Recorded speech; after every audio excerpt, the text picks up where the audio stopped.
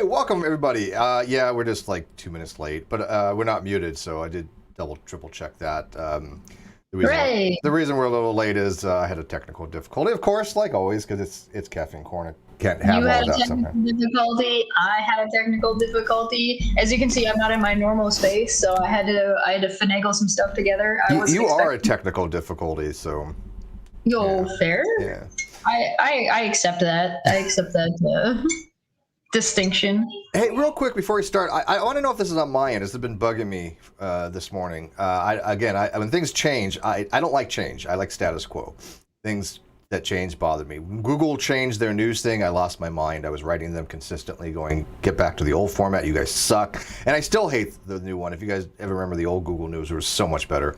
And then Twitter changed, and I hate the new Twitter over the old Twitter. Facebook changed, hate the new Facebook over the old one. But if you guys look at the like and dislikes, is it just on my end, or is something different on that? And don't say anything yet, Jessica, but is something different on the likes and dislikes, or is it just on my end? Because I don't want to tell you what it is, because I don't want to influence you. So see if they look at the likes and dislikes and notice something different. And no, I'm not talking about the quantifications of them, not the amount. You're always going to have people that don't like, but that adds to the metric. But something about them itself, is something different about it? Yeah, you can look too. Yeah, go ahead and look. I want an independent verification. Again, we're going to be talking about critical thinking. And one of the things about critical thinking is, can we get some independent verification, I think. Didn't it used to have like it looked more like a hand, and now it's like more like lines? Yeah. If I'm not mistaken, I'm looking at it. It's outline. It's not solid. It used to be. They used to have a thumbs up, thumbs down, and they were solid. And you would click it, and it would go from like a gray to blue. Now it looks like it's hollow. Oh, like you think they changed the back tone? I thought it used to have a little bit more detail to look like a hand, and now it's just I like think the details are the same. I think it was just a different color. I think it was gray and filled in gray. I'm trying to think back. No. It was filled in gray, and then when you clicked it, right, then it turned blue, right? So now you just see an outline of it, right? It is different, right? I mean, I don't remember it being gray, but oh wait, no, yeah, I think you might be right. Yeah. Well, let's ask the audience. They usually know more than we do. Yeah, I don't know. Yeah, and there's a cuff on the hand. Yeah, there's a line on it because it used to be a solid gray, right? So it made like an outline and then add that little line for a cuff, right? That to me looks totally different. Again, I just want to make sure it wasn't something on my end, because you know how they have like themes and they have like updates, and so I don't know if it was something on my end for an extension, or if that's like YouTube now. Because again, they're supposed to get rid of the dislikes. They were supposed to say, look, these things were not really beneficial to anyone. But so far they haven't. Yeah, it's just the outline of a mitten now. Yeah, okay. So it's not just me. I guess it does depend on your color scheme, I guess. But while you're down there looking, remember to hit that like button and find the subscribe. Yeah, a couple people liked. Yeah, this is my subtle way of saying, hey, like the stream, even though it doesn't really matter. Right. No, it wasn't even considered. Was it too subtle? Maybe. All right. Anyways, guys, we're going to be doing a viewer's choice kind of thing. We want you guys to kind of tell us what you want us to talk about, and we're going to try to do it in a way that invokes critical thinking. But before we start, we kind of want to talk about critical thinking a little bit. Chester had a really nice who, what, when, where, what, why kind of thing, which is something we all have learned in grade school. When you're doing a story, you want to, like a journalist would be who, what, where, when, and why, right? And so there's a lot of why and how. And how. Yeah, and how. Can't forget how. How is actually very important. Mm-hmm.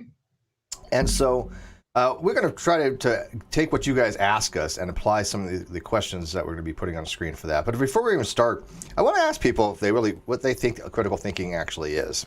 Like, so in one word, give me one word, what would you say is critical thinking?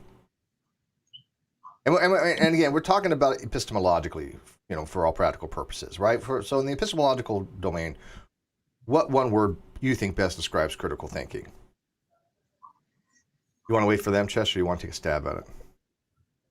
And like, is there supposed to be a word I'm trying to think of, or just I think there's a normative way of. I think there's actually a word that's normative for this. Because I mean, I'm sure there's many words that apply, but if you really want to distill it down and have a very reductionist approach. There's one word that just encapsulates what critical thinking, I think, is. Oh. I don't know, maybe consistency. Analysis. Analysis is good, but what about the analysis? Well, it's you asked for one word though. One word, yeah, one word. Skepticism, no. Evidence-based, no. I mean, these are all good. These are all epistemological qualities we want. That actually goes more toward Objectively about our how we go about being critical thinking. Can I want to give the first? Should I give the first letter to help them out? Yeah, go for it. L. Loser. Loser. Yes. Critical thinkers are losers, according to certain people. We are all the bastard child of YouTube. A matter of fact, I've actually had people say that. Well, critical thinking isn't all that important. I'm like, well, okay.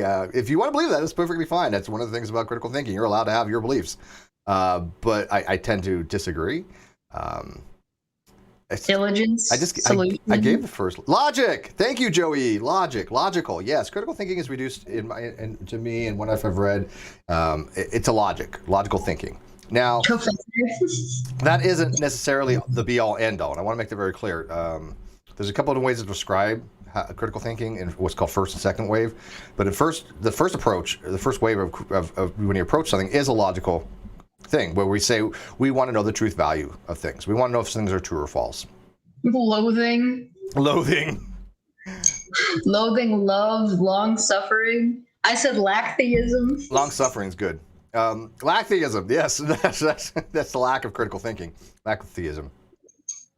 But I think I don't think we can reduce everything down to just logic. I think that a second wave or a second approach is required as well, which is a rationalism approach, rational thinking, and I think that incorporates a lot of different things. I think we need to stop. I think there's a little bit of a misnomer that goes around, or a misunderstanding that emotions aren't logical. They are, of course. Yeah, it's funny you mentioned that. Or at least they aren't reasonable, and it's like, I'll give you a perfect example of that. Stephen Bowman, who's the geologist guy, Bowman. Well, how do you pronounce his last name? Bowman. Bowman, yeah, I thought it was Stephen Bowman. Bowman. He was having a counter argument to Cosmic Skeptics, Alex O'Connor's vegan argument, right? Ethical veganism, and he was talking about how we have certain attachments to certain animals, right? We have some more empathy towards certain animals, like, pets, than we do for, like, going fishing or something like that, or stepping on an ant. And some people are saying that's an appeal to emotion fallacy. And it's not, actually, by any stretch of the imagination. It's not an appeal to emotion. It is an explanatory thing. Yeah. And so you're right. Just because people involve emotions doesn't necessarily make it irrational. Right. An appeal to emotion would be like, well, you wouldn't eat your dog because you're attached to your dog. That's an appeal to emotion. But if you're saying that, well, people are attached to animals that are viewed more as pets than they are to ones that are viewed more as fodder, what is the reasoning behind why these ones are viewed more as fodder and these ones are viewed more as pets? Because you get more testopats. Yeah. I mean, that's an explanatory, right? Right. That's either an explanatory, that's an argumentative stance to say, like, well, why is this the case? Or this is the case and should it be the case, is just questioning why you're applying emotions where in one area but not in others. That's not the same as you shouldn't because puppies are cute. Yeah. That's yeah. Well, I mean, I have nothing against certain appeals of emotion. Watch my video. I got cute kitties, right?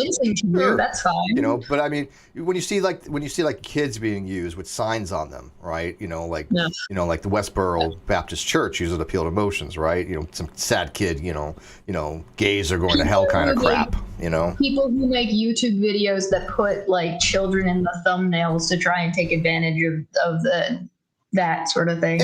Yeah. Or like the gay pride flag, just throw the gay pride flag up there and, Yeah, or the one I was just talking about the other day, the abortion stuff going on in Texas. That guy used like a picture of a baby to talk about abortions. That's appeal to emotions, yes. This baby's a couple of months old. This is not. Yeah, those are all appeal to emotions, right? Yeah. And like that doesn't mean, you can't ever use a child in a thumbnail. No. It means like if you're using it just to elicit emotion to get people to click on it's clickbait. You're using a kid for clickbait. Of course. Yeah, and a lot of that I do find a little bit detestable because they're no longer talking about the merits of the argument, right? Right. Like for example, this was an admin the other day, an admin for a group, couldn't refute my argument, couldn't refute my logic, straight up. Right. And again, talking about things like double negation, thinking that does not believe not P or does not believe false is a double negation. We've already explained that's logically incorrect. I mean, this is basic crap. And instead of being able to accept the defeat, he went to go find a troll page, that has my name from like lolscal or whatever, and posted that. That is a fallacy. That is the appeal to emotion. Oh, look at Steve. He's a bad man. He's done all these horrible things, supposedly. That doesn't matter to the fact that you're just logically incorrect. Yeah, even if it were true, it doesn't change. Even if it was true, right? Which clearly we know it's not. But I was like, you're not only are you dishonest, you're kind of a piece of shit too. Just FYI, kind of thing. I mean, I don't care because I've been through all this stuff. You're not. This is nothing I haven't seen before. But there's only like 55 people in the entire group. Nobody fucking cares. You're trying to shake me up by showing me something that I am well aware that exists. Right. And I'm like, so you go to some troll group for your argument. That's really classy for an admin, especially. That's real critical thinking there, bud. But I think other people see this kind of stuff, right? And I think that overall it has a net positive effect when we see people doing things like this, and you learn to apply these skills. It applies ubiquitously, and it's not a matter for just people that you get along with or the people that you agree with. It is for people all across the board. Even if I didn't agree with Cheshire on a lot of things, even though I thought Cheshire was a horrible, horrible, horrible human being, I wouldn't want people using fallacious reasoning with her. Right. So like there's a what was it? It kind of goes into the questions, like the chart of questions as to, okay, this person is posting this. Why? What's their reasoning for posting this? What does this have to do with anything? Where is this coming from? What about this is relevant to what's going on? And you can start that's where your critical thinking starts going in. If you're seeing this kind of conversation happen, so you'll see something like the stuff that went on with Michael Sherlock, and people were trying to cancel him over his use of a word, and people were just straight up just posting whatever, not listening to a damn thing. And so I think it was GE's wife that posted a link to, she posted a screenshot of a list of words that you shouldn't use in regards to if you're talking about people with mental disabilities. But it's just like, no, these are words that aren't acceptable to use in Australia. And I was just like, what? And so somebody had sent me, I was looking at this and I was like really confused. And somebody said that they had found the website, and they sent me the website. And I was like, this is so goddamn dishonest, because this website is specifically for a group that works with mentally disabled or mentally people with mental issues. So they're like, within our facilities, when you're working with these people, these are words you ought to avoid because we don't want any of them to feel uncomfortable while we're working with them. It has nothing to do with what you say on social media in a completely outside, separate, and nor was it presented as such. It was just like, hey, when you're in our building and doing work for us, then we don't want this language associated with what we're doing because we're specifically working with mentally disabled people. So don't use the R word towards our customers, basically, because it's like this is an appropriate way to. Which makes perfect sense. Right, and that's not the way the guy was using it. So she posts this with just the screenshot. She doesn't post the link. She doesn't post what it's about. She just posts the screenshot that says, hey, don't use these words in regards to this, blah, blah, blah, and it's a list of words. And it's like dumb is in there and stupid is in there. And there's some words in there that are just like, what? Why would that be in there? And then when you actually look into where it came from, it was just straight up dishonesty. She was just being a liar, basically. Yeah, well, Congress banned things like wife and husband too. No, but exactly, I agree wholeheartedly with that because, like I said, somebody on my Facebook page, my personal Facebook page, was like, well, you're using the word triggered wrong. And I'm like, look, I understand the word triggered in a clinical sense, right? If we're having a discussion or if we're in a group about PTSD, we're not going to cavalierly use the word trigger. But on social media, there's an understanding of what trigger it is. We see people that are Karens all the time being triggered. We see social justice warriors being triggered. We have a usage of that term. It's perfectly fine for that. There's nothing wrong with that. But in a clinical sense, then you're right. We wouldn't be sitting around talking about people that have had actual PTSD using the word trigger. And people have to understand that. And again, that goes beyond just using logic for critical thinking. You have to incorporate other skill sets, which is reason. Yeah. And concern yourself about that appeal to emotion. To say that, hey, you can't use this word because it's not appropriate in this setting when you're not in that setting. Right. It's like, oh no, these people might be offended, so I'm going to speak for them. And you see this happen a lot with like the SJW type stuff that goes on. You'll see people like Casey does this really regularly, where she gets offended for a group of people because, you know, they can't be offended for themselves. She needs to be their hero, and she treats them like they're fucking invalids. And it's like, no, these people aren't like that. You can have a conversation with them. If one of them has an issue with something that I've said, they can talk to me about it, and I can talk to them about it, and we can have that conversation and potentially come to an understanding.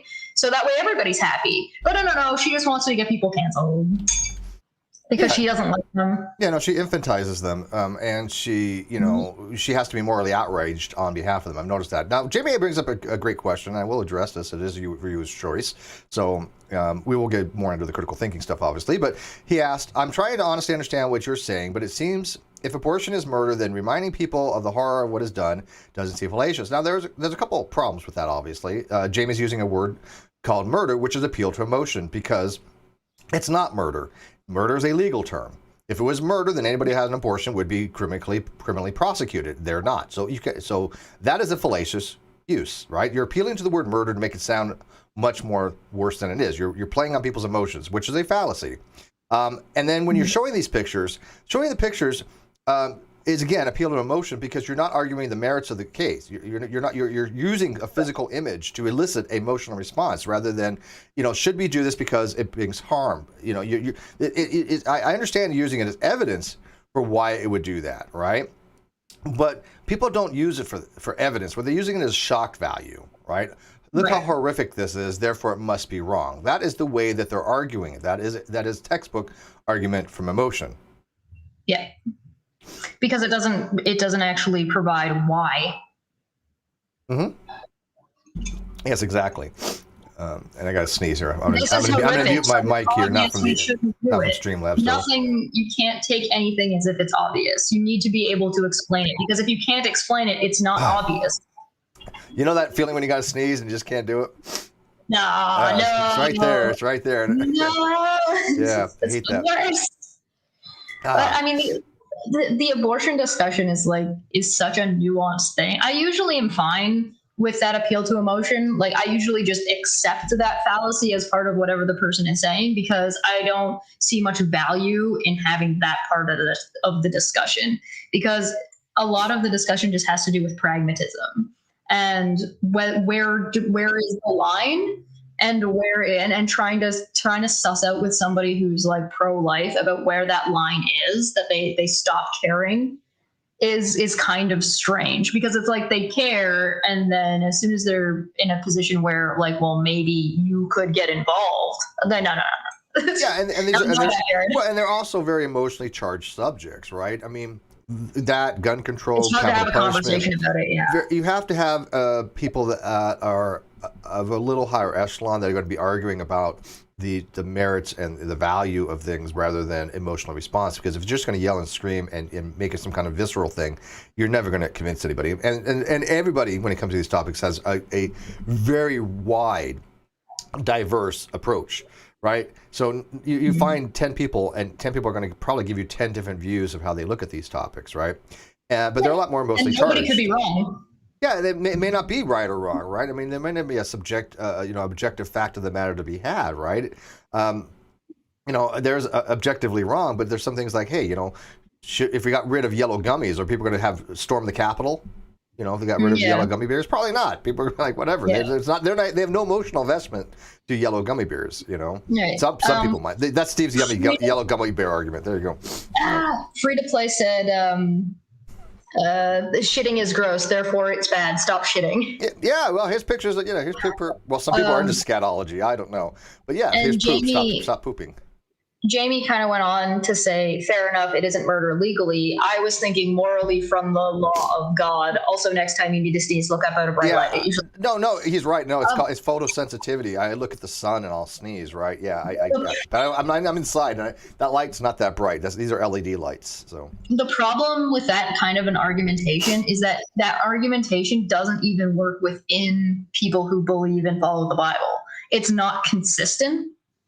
And so because it's not consistent, it doesn't make for very good argumentation. Yeah, now, that doesn't mean you can't be pro-life. You can still be pro-life and come up with better argumentation. It's just those ones aren't going to be, the ones you presented aren't going to be very convincing to either one, people who don't care what the Bible says, two, people who don't care about your particular Bible, because there are ones that will care about their particular Bible, and three, even people who do believe your Bible do not have a consistent view about what the Bible says about abortion. Yeah, and I think laws should be consistent too. Abortion is in the Bible, though. Yeah, that was a test. I mean, a test for adultery was basically trying to get the woman having a spontaneous abortion. But laws should be. God was like, yeah, go kill children. That's fine. So yeah, it's like. Well, I mean, didn't they Passover kind of thing, and they went to kill the firstborn child and all this other stuff. Yeah, okay, so. That one's probably the one that pisses me off the most when it comes to like argumentation about when people argue free will and people argue that God is this good God and that he would never blah blah blah blah blah blah, or we should do these morally things we shouldn't do these morally reprehensible things. Meanwhile, God's over here taking free will away from Pharaoh, forcing him to make a decision when he was going to let everybody go, and God was like, no, you don't get to yet. You need to do this other thing so I can show for some reason. Yeah, you're born for some reason. Like, what is how could you possibly read this story and with any kind of objective or understanding of like what the character of God is doing here? Pharaoh's like, yeah, okay, you know what? I've had enough. You know what? Nope, you're right. Okay, I'm going to let your people go. There's been enough suffering in Egypt. Go, get out. Oh my God, get out. And then God's like, God hardened Pharaoh's heart and also said that the next plague upon Egypt will be from Pharaoh. So Pharaoh's like, I'm going to let you go. And he's like, no, you need to tell me what the next plague's going to be. Kill all the people. Okay, all of your key people are dying. Cue. And it's like, why? To do what? He was already letting everybody go. And it's also a matter of consistency. If you have a deity that's prescribing these laws, and he doesn't follow them himself or gets a loophole from him, that's not to me a very consistent being, right? If he has these moral laws, and again, not to get into the euphoria dilemma, because who knows why he has these laws, but let's say he does, but he seems to be able to like change them at will, and the theist will go, well, God's allowed to change these laws. Well, sure. I mean, if he prescribes them, he's allowed to change them. But there's no consistency if he applies them to other people, but not himself. I mean, even people that make rules and regulations in our society, they still have to abide by those rules and regulations. They don't get exemptions from it unless they're specifically written in, right? Certain things die for exemptions, like police officers can open carry, their weapons, but in certain states you don't have open carries. That's something that they're allowed to do. That's not violation of the law, right? Those are things that are codified in the legal system. Something that's interesting that confuses me, and I don't mean to pick on Jamie or anything. They said that I have at least 3 women that I love as much as you could who have had abortions in my life, and I have empathy for both sides. Right? The thing that's like kind of tweaking me about that is that no side is pro-abortion. And that seems to be something that is the idea, like that women should have abortion. There are a handful of radicals. There are like a handful of like extremists that are go get abortion. Which makes no sense to me. That's not really that's poor argumentation and ought not to be what's even being discussed. Yeah, there was one person that she said, I can't. She was trans, and she said, I can't wait till they are able to instill a uterus in me, just like an abortion. I'm like, what's the point of that? Yeah, that's absurd. That's an absurd statement from somebody who's never had to make that choice. Right. I mean, that to me adds nothing to the dialogue. Right, and like that to me is a red herring of like that's not even the conversation that's being had. Mm-hmm. The conversation that's being had is, should women be allowed to be given that choice? Right? Should women be able to choose whether or not they are able to get this medical procedure or not? And so this is why I don't like calling it pro-life, because it's not. It's anti-choice. It's pro-choice or anti-choice. Either women get to choose or they don't get to choose. And so when you start getting into, whether or not it's murder, or whether like you think it's morally okay or not, you've already gone past what the argument is about. The argument is about whether or not you ought to be allowed to make a choice about what happens with your own body. Yep. I got another question, and we'll get back to the critical thinking. And I think this a fair question. Matter of fact, you've asked before, hey, why don't people just ask me? Well, here you go. Don asks, can Cheshire please clarify what she meant by her recent statement that babies should be able to be aborted up to 3 years old? Seems out of touch with any reason and critical thinking. And I already know the answer. Why? Because I had a good conversation with her, and I happen to agree with Chesh from the way she's approaching it. But nobody got that. Nobody bothered to have the actual discussion, so a lot of that was missed. Well, the clip is also not recent, and it's also that questioning is already a misunderstanding of what I had said. Yeah, it wasn't recent, by the way. By the way, the word mute is, somebody pointed out, might be taken off the table because it might be offensive to people that are mute. So, yeah, I got a little sniffle. I got a little allergies today, so please forgive me if you hear me sniffling, or I'm not like sick or anything. It's just allergies, and it's causing me to sneeze. And I need some Benadryl. I've got some somewhere, phenylphexidine. All right, so yeah, it's not recent. I just have some background noise. Jess, do you want to elucidate on a little bit more? Yeah, it's probably not a bad idea to explain real quickly, because like as Don had now said again, I did watch the original video. Very strange position. I didn't state what my position was in that video. Nope. What I had said very explicitly was, I'm not making an argument, but I do think there are arguments to be made about this. So there are decent arguments about whether or not whether or not you should be able to have a post-birth abortion. And this is not like a very extreme thing. These are regular conversations in the UK. UK already has rules in place for stuff like this. So my position was that there are decent arguments on that side of the fence. That's all it was. When, like, for example, let's dive into that, then we'll get the super chat after that. I want to keep this on the table for a second.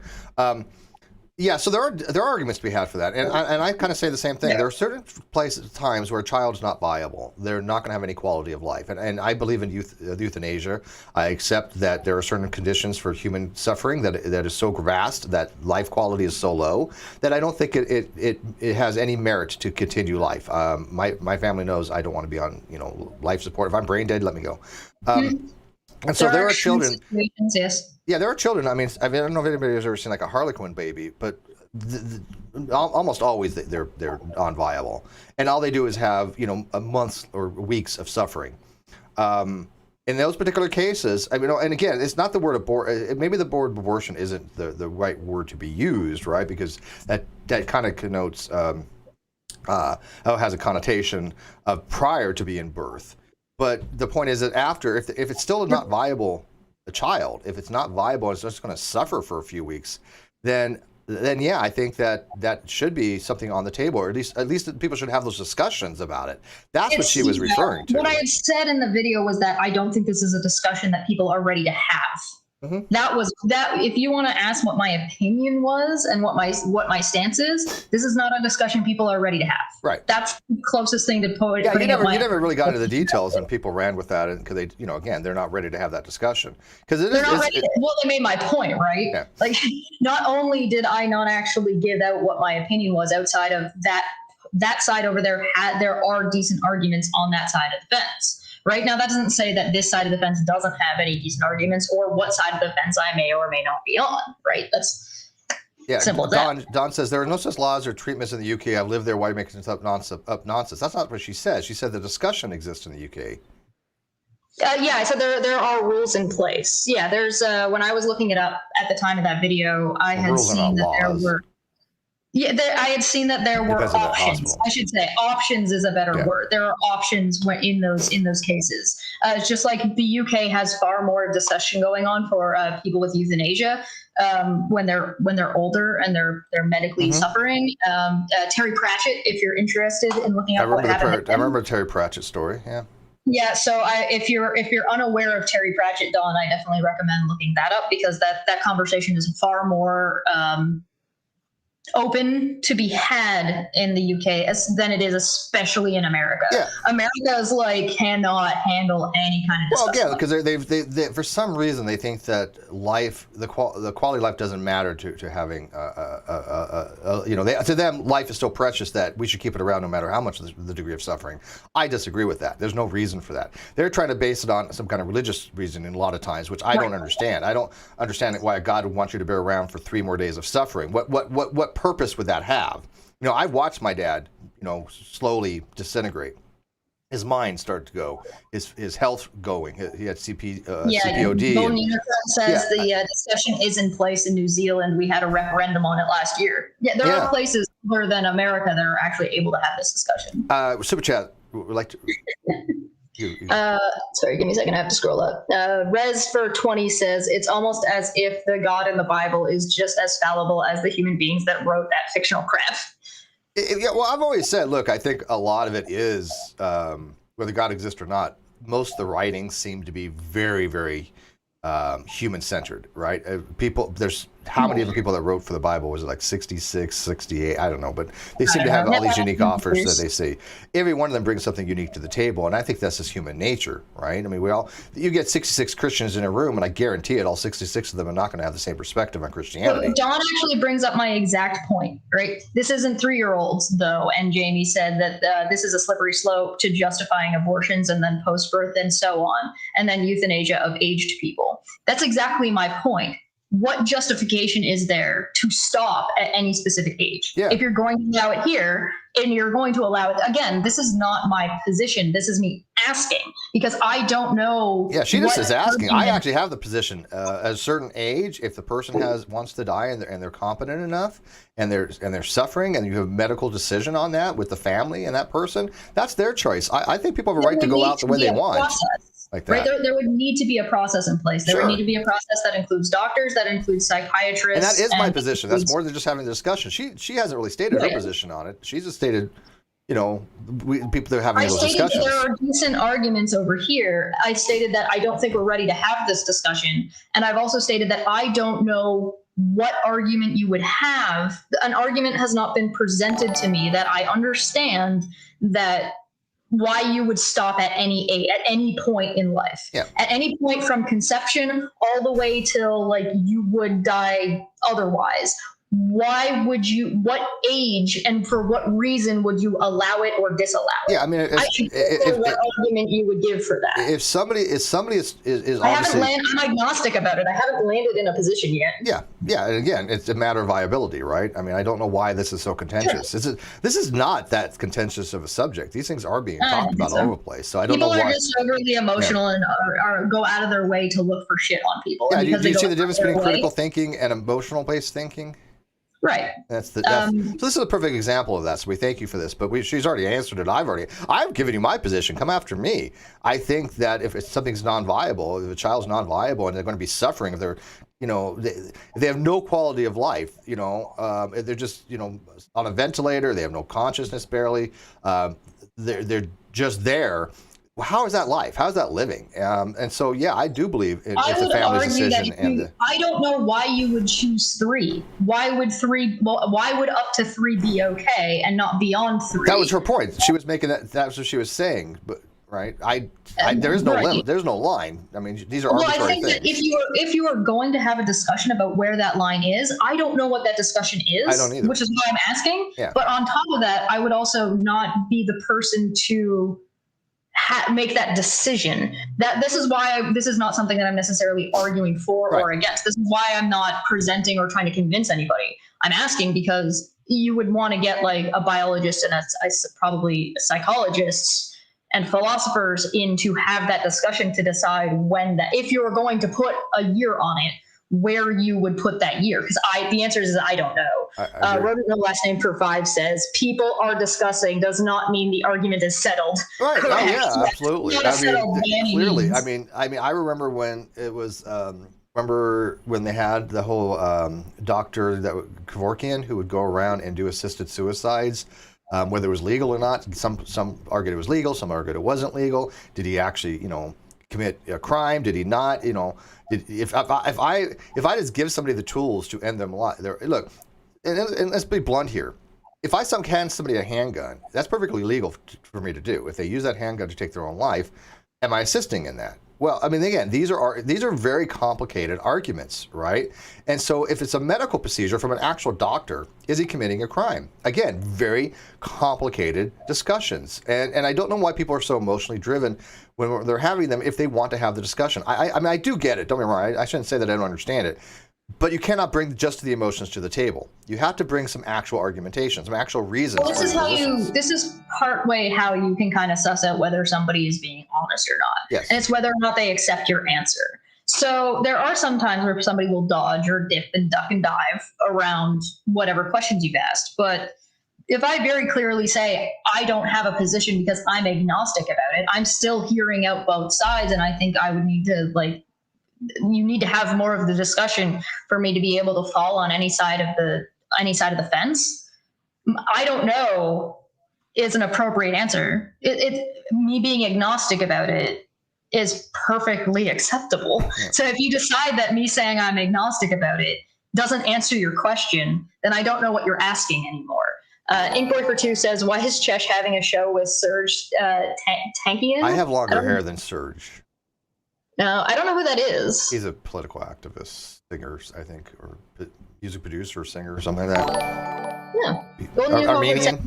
I agree. Quality of life, both mental and physical, for children should matter. I think there was a case where a child was so sick they were allowed to choose to go. I will find the link. I remember hearing about that. I also remember hearing about in the news, this was a couple of years ago, but there was a child who was 7 who was trying to commit suicide. And so people were like, how could a 7-year-old even be considering this? And I do think that there's something to be said for we do not give kids enough respect and bodily autonomy, at least in Canada and probably in America. I don't know about other countries. Well, no last name for Two says, is capital punishment a 300th trimester abortion? That's what they're going to call it from now on. Yeah, well, I mean, I would say if the parents are involved, then yes. Let's be practical here. We don't know the suffering of people. For example, I don't know if you know the guy that founded Texas Roadhouse, which is a very big steakhouse down here. Cheshire. I don't know if you have it in Canada, but the Texas Roadhouse here has a very good steak. One of my favorite steakhouses. They're not that far from here, and I've taken my daughter there many times. He was 65. He ended his life because he had tinnitus ringing in the ear that was so bad it affected his quality of life. They couldn't cure it, and he couldn't take it anymore. The suffering was too great, right? If an adult that is 65 that is that successful has that much that they cannot take, right? We don't know the pressures of even kids. So again, it's a hard topic to have, right? You don't want to think this way, but if they cannot do anything medically for you and you have great amount of suffering, I mean, there is a discussion at least to be had about these topics. And I think that was Cheshire's point, and I think that people are being disingenuous by taking her point, which, by the way, she didn't ever actually make any strong statements as advocacy for any particular thing. She gave her a position where we should have the talks about these things. I think that we should have the talk about this particular thing because of this, and there's reasons to be had for either side. It's perfectly fine, right? I have a stronger position on the Cheshire, or at least I've enunciated a stronger position than Cheshire has. I'm specifically like I said, I'm far more agnostic about it. So I'm a little bit tentative about having an opinion because I don't think I have enough information. Now, does that mean I could get the information? Sure. But I also have a hard time because people won't let me have the discussion. So because I can't involve myself or let myself have the discussion, I have a hard time deciding that it's a good, deciding to take what position I would take, because I can't, people like this make it impossible to have the discussion so I can't form an opinion. Well, again, right? but see, it's a good dichotomy, right? At least it shows people the people that are actually willing and wanting to have those discussions against the people that are just, I think, sea lying a little bit, right? I mean, again, right. People should understand these are learning things. These are to point out to you guys how to just see these things, these types of actions. And my mods see it, right? People see it, right? So they know what is going on.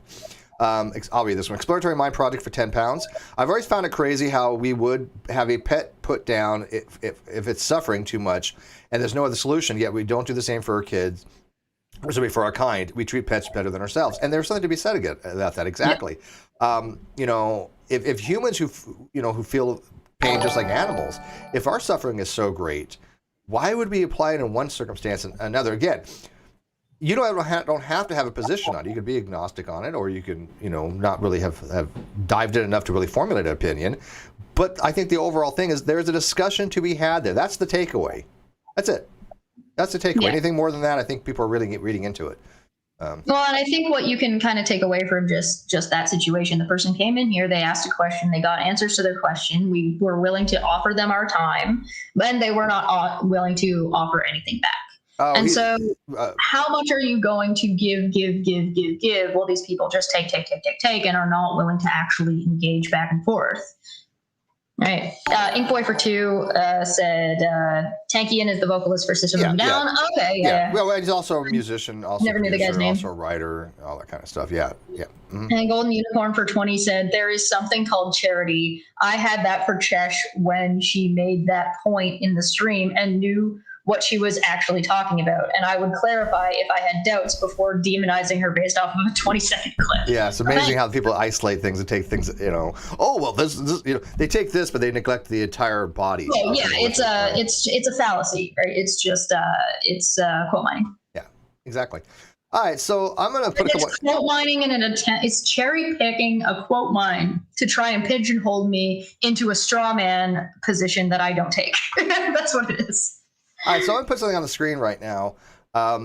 This is a very, very simple overlay that of how critical thinking works logically. And we've discussed it before, but I think it's good to go over again. Is this the flow chart? This is the flow chart, yeah. Okay, I'm just going to pull it up on my phone so I can see it. So this is what I'm looking at. Yeah. So the flow chart basically, again,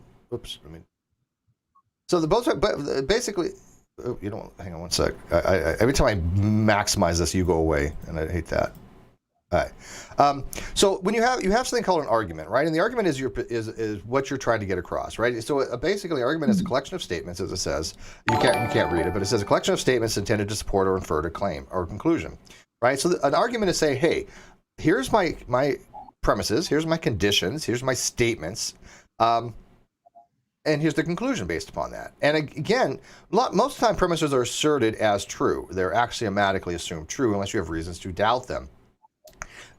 Even Bertrand Russell says, look, you should never try to argue that you should never not assume the first premise of an argument is true unless you have reasons not to, right? If I say, look, your first premise is wrong, this is why it's wrong. If not, you assume it's true. It's just how an arguments are evaluated.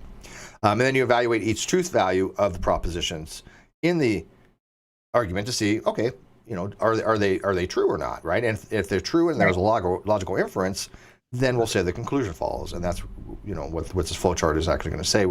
Let's do the super chat real quick, then we'll go further. Roden No Last Name says there is a gray scale of suffering, and that's hard to shoehorn into a binary dichotomy: death bad, life good. Yeah. It's also like so subjective too, right? So like not everybody is going to view. There are some people who just don't want to be here. Like, they just don't want to be here. So why should they be forced to be in a place that they don't want to be? So why would we not make options? Because my argument isn't that, oh, they should do this or that, because I'm not going to tell people what to do. I would never tell people what to do. But should they be given an option? Should there be options made available with different criteria? Right. And that is, I don't see I haven't seen a good argument against that yet. Now, I'm still agnostic about it because admittedly, I haven't really gone looking because, like I said, I'm not allowed to have this discussion because shit like this. Well, and that person eventually gets removed, right? I mean, if somebody's going to come in and they're going to not listen to the answers and then accuse you of lying, they're not here for a productive dialogue. Simple as that, right? You know, so we don't tolerate that. We find it to be fine for using as basically an example of poor critical thinking. But after that, you know, it only goes so far, right? It's detracting to the overall thing. It's the opposite, right? It's entirely fallacious. Yes. There is no critical thinking involved, and it's just an attempt to slander.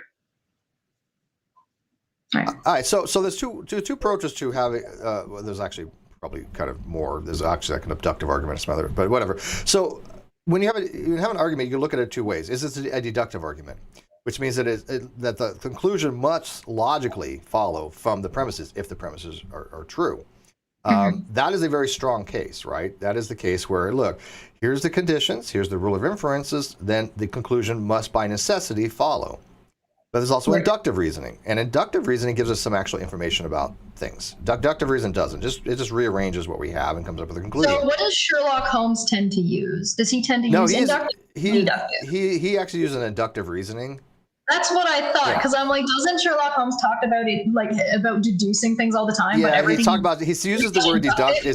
He uses deduction, but it's not. He says it's deduction. It's not. He actually uses inductive reasoning, right? Yeah.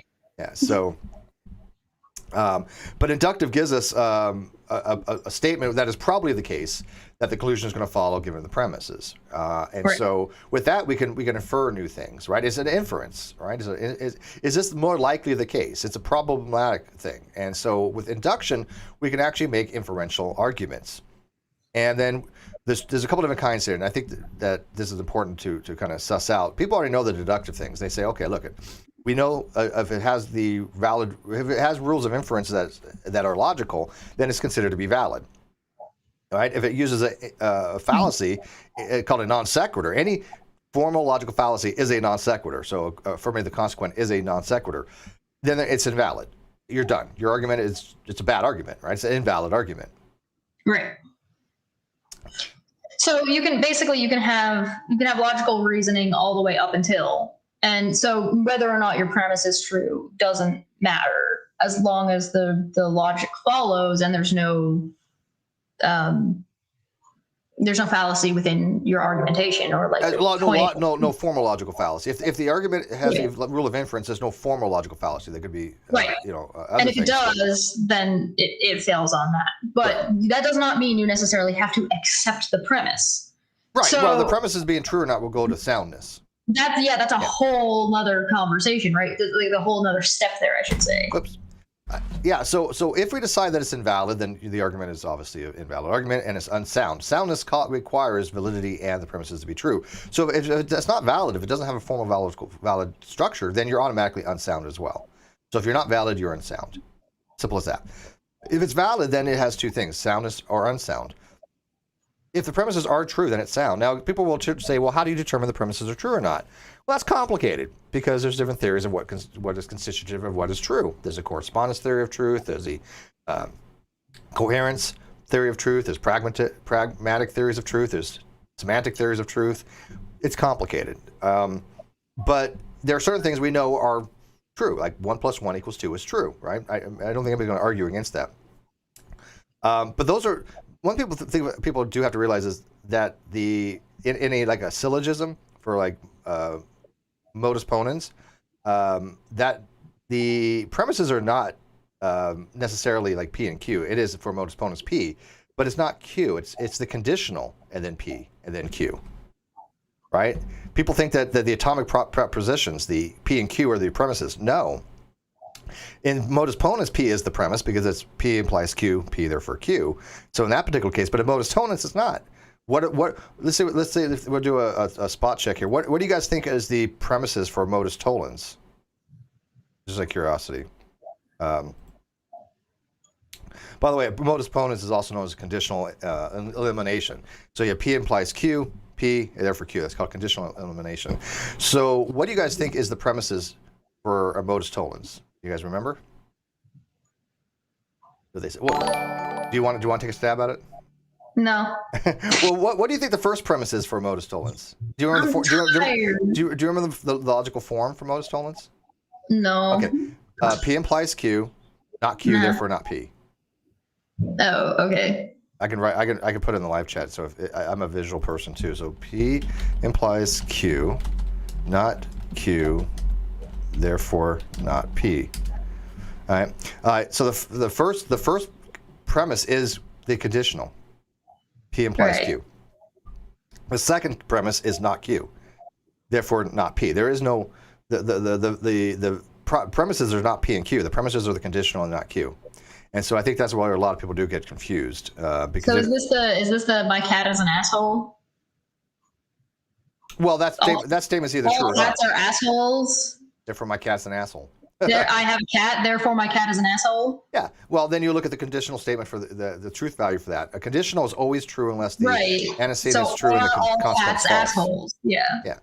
So the conditional is always true unless that meets that one specific condition. If P is true and Q is false, then that conditional is false. If not, it's always true. So if both P and Q, the atomic propositions, are false, the conditional is true.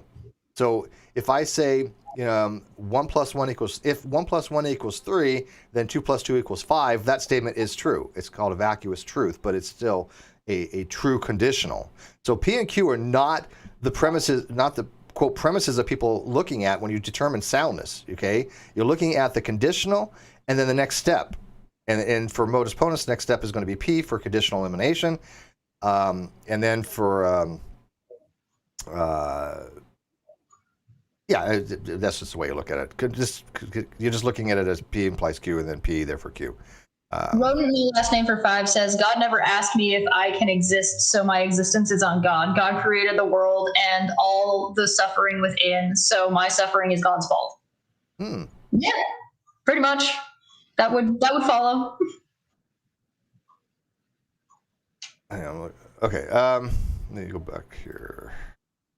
There is a very strict definition of the word imply here. People too often use the word imply too loosely. There's a difference to implication in logic and conversation. So I can imply something in the way I've said something just by my tone, which is like... That's a semantic thing. Yeah, those are conversational, discursive. Yeah, so there's a difference between I'm communicating something to you and heavily implying something via that communication versus implicature within reasoning. I totally agree. 1, all cats are assholes. 2, my cat is not an asshole. C, my cat is not a cat. Yeah, there you go. All right. So again, if it's unsound, then you obviously have a bad argument. So the other one would be induction. Induction doesn't have valid or invalid. Matter of fact, an inductive argument cannot be valid. And so when people say, well, your argument's invalid and it's an inductive argument, you're like, yeah, it can't be valid. So don't try to analyze it that way. There's strong and weak is what it is. And what weak would be is that the premises don't necessarily, or just not necessarily, probabilistically don't lead to a conclusion that should follow. It's unlikely. Right. So it's possible, but it's not the only answer for whatever you're asking. Well, it's not necessarily the only answer, because again, that would be necessary. But cogency, like for example, it says weak and cogent. What they mean by that is that if I say that, let's say I have 100 gumballs, and I say some gumballs are blue, I eat a gumball, that gumball is blue. That is not cogent. It's weak, and it could maybe lend some evidence, but it's weak because cogency requires greater than 50%. And less than 100%. So it can't be 100% valid, but it requires at least over 50. Terms like most would be over 50. But some doesn't necessarily tell you that it's over 50. Or even worse, a few gumballs are blue. I eat a gumball, it's blue. A few is not over 50 for sure. Right? Some could be anything, right? But if I say there's a few gumballs are blue, I ate a gumball, therefore that gumball is blue, that's not a cogent argument. But if I say most of the gumballs are blue, I eat a gumball, the gumball is blue, that is a cogent argument. That is a strong cogent argument. And so cogent would be strong and all the premises are true. Right? So that's the difference between a cogent argument and a non-cogent. But anyways, I just want people to see the difference because we use induction all the time. Matter of fact, most of our formative belief systems are through induction. We don't really go around using logic as far as deductive form very often. Matter of fact, very few of us do. I'm not very skilled in deductive logic because I don't use it that often, and I mean in a formal sense. I can go to a natural checker. I can do certain proofs. I understand the rules of inference, and then the putting in the justification. But it's tedious, and if you don't use it often, you just why bother, right? I mean, most of us don't go walking around doing formal proofs. Difference between whether or not you attack someone's argumentation and like how they argue versus if you're going to just bring straight facts to the table. So like the way I talk to flat earthers is a lot different than like Fight the Flat Earth talks to flat earthers. Like team and fight and reds and AT2. Actually, me and AT2 do a little bit closer to the same thing, where it's all well and good to have the facts on your side, but sometimes it's fun to be like, okay, but you just gave a fallacy, or well, let's follow your rabbit hole and you tell me. And so you use your critical thinking skills to kind of pick apart what they're trying to say or follow along their argumentation until their argumentation falls apart, which it inevitably always does because they think the earth is flat. That's always the, it always seems to be the case, right? Okay, so Jamie asked this. Also, you already know you're 100% right. Jamie asked this. He says, God exists if the moon isn't made of green cheese. The moon isn't made of green cheese, so God exists. He says, sound but invalid. Let you guys figure this out, okay? First of all, it can't be sound and invalid. If it's invalid, it cannot be sound. Soundness requires both validity and the premises to be true. So it automatically, if invalid, which it is, by the way, it's unsound. But what makes this invalid? This is a fallacy that you've given. And I think you're aware of it, but what's the name of that fallacy? And I'll give you the form of it. It's P implies Q, Q therefore P. But what's the name of that fallacy? And by the way, unless you ask Darth Dawkins, Darth Dawkins has actually argued that this particular inference, which is not a rule of inference because it's not valid, but it's a fallacious inference. He's actually has argued that it isn't fallacious because it's Darth Dawkins. But I will put the. I keep hearing about this guy. He sounds pretty infamous. How do you not know Darth Dawkins? I'm just blown away by that. I managed to dodge his existence, apparently. Apparently. Lucky me. So see if people in the live chat can name this fallacy there. Okay, give them, you gotta let chat catch up. Give me 1 second. All right. And then when we do that, we'll go to the next overlay here, which is a full picture. How, when, what, where, why. Yes, a treat feline. Yes, that is affirming the consequent. Very good, which is a fallacy, right? So when he says that, here, what was this thing? Let me go back and find it. Where is it at? Now I got to scroll all the way back here. Here we go. God exists if the moon isn't made of green cheese. The moon isn't made of green cheese, so God exists. That would be P, Q, not Q, therefore P, which is invalid. If it's invalid, it is also unsound because you cannot have a sound but invalid argument. Now, again, though, bear in mind, soundness is not necessarily the atomic propositions. In modus ponens, P is a preposition, but in modus tollens, P and Q are not the proposition. The propositions are P implies Q, not Q. Those are the propositions you're looking at to see if true. And a conditional is always true unless the antecedent is true and the consequent is false, and then it's false. That's, again, a vacuous truth. And people need to get that, because I see a lot of people looking at like Kalam and other people's arguments, and they say, I literally had this discussion with a couple people in a group the other day with an admin that didn't understand that in propositional or sentential logic, there's no necessity to have a correlation between P and Q. In relevance logic, there is, but in classical or propositional logic or propositional calculus or whatever you want to call it, sentential, I always hate that word, but I think it's pronounced sentential logic. You don't have a relationship between P and Q other than the if-then, right? That's your conditional, if-then. That's all that matters. They don't have to be related in any particular way. But there is a form called relevance logic, and I was trying to explain to them this, and they understood that much, but they're like, well, I've never heard of classical logic before. And this person was supposed to have a background in math and works with logic. And I'm like, you've never heard of classical? Well, like, yeah, we don't use the term classical logic. And I'm like, really? Propositional logic has always been classical logic to me, so... Wiz says it's not sure that example was affirming the consequent. Okay, well, maybe we messed up. Let's look at it. Let's go back to what he said here. God exists if the moon isn't made of isn't made of green cheese, and he asserts the moon isn't made of green cheese. So it's P implies Q, and then he says so God exists, and so he's affirming P. So if it's P implies Q, Q therefore P, that's affirming the consequent. Is it not, Wiz? Makes sense to me. Yeah, I mean makes sense to me too. So I don't know why Wiz says he's not sure. But again, we all mess up. We all check ourselves and check each other. Jamie says, how do we get in one of the group chats? When we have open mic kind of thing, call in, which we'll probably do next week. I didn't set this up to have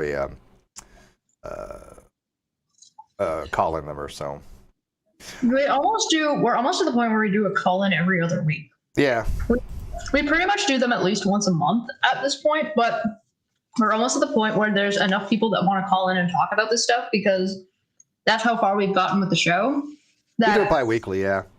Yeah, we almost do it bi-weekly. So. He says, I thought it was valid, but I'm saying, no, it's not valid, right? How can it be? How can affirming the consequent be valid? A valid means it has some rule of inference. Modus ponens, modus tollens. Those are rules of inference. Modus poneus tollens, I think the other one's called. Those are all rules of inference. It means that the conclusion must follow if and only if the premises are true, right? So, yeah.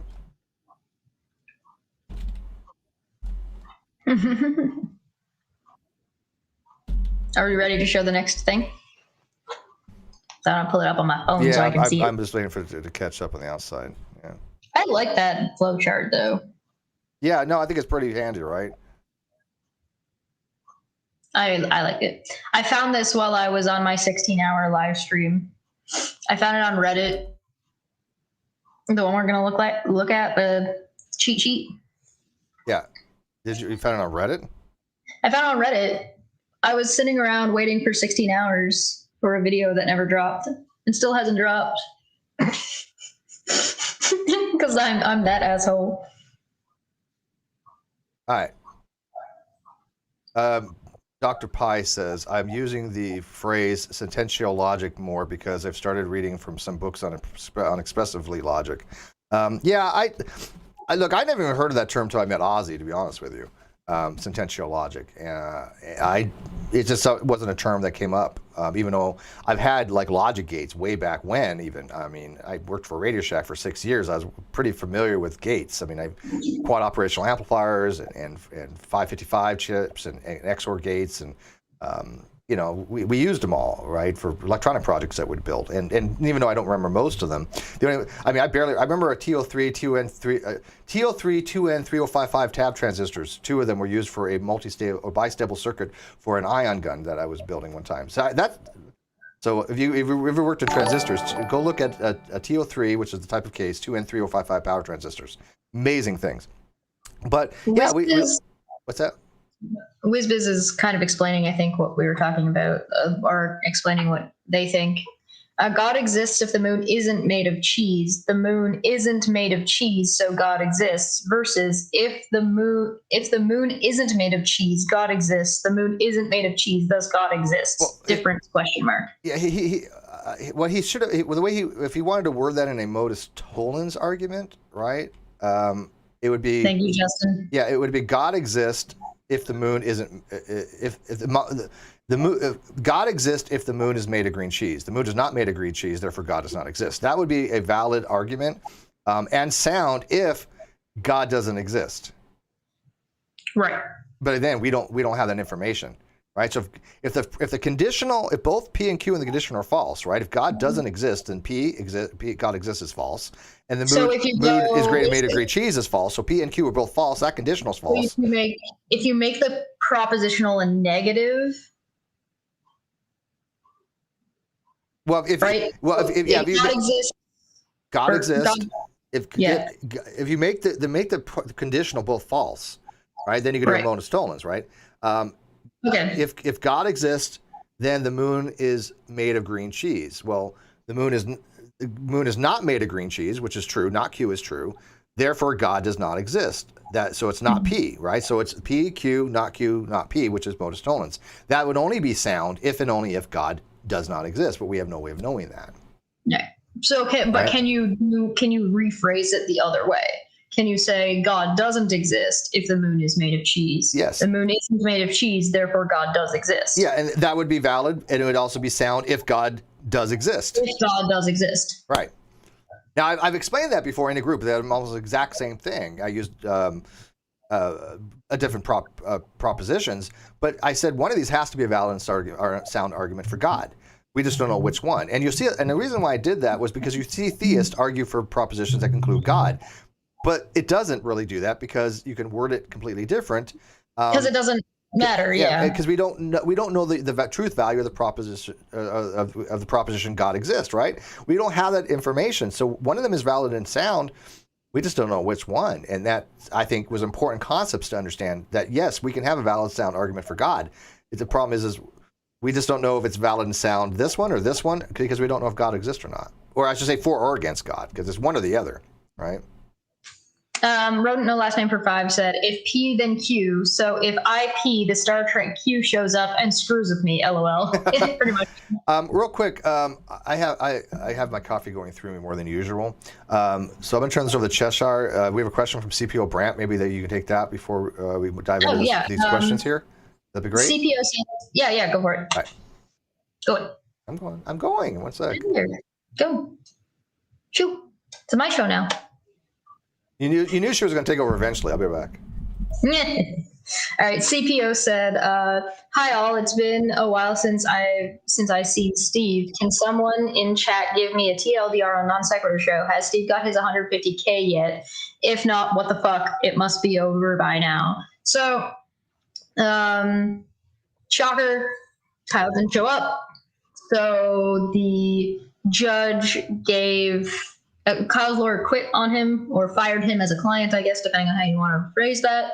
And the judge gave Steve an opportunity to refile the contempt motion, the motion to show contempt or show cause. I can't remember which one it's called, but basically Kyle's in civil contempt, but the judge allowed Steve to refile to add criminal contempt to the filing. So Steve did that, submitted that. Now we're sitting around waiting for the judge to schedule a hearing for criminal and civil contempt. And that's where we're at. And of course, Kyle didn't submit anything against the motion to show contempt.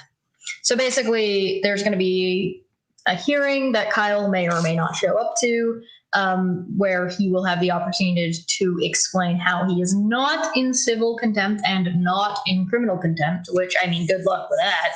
I don't think that's going to be something he's going to be able to show. And then it'll go from there. So we're waiting for the judge to schedule a hearing.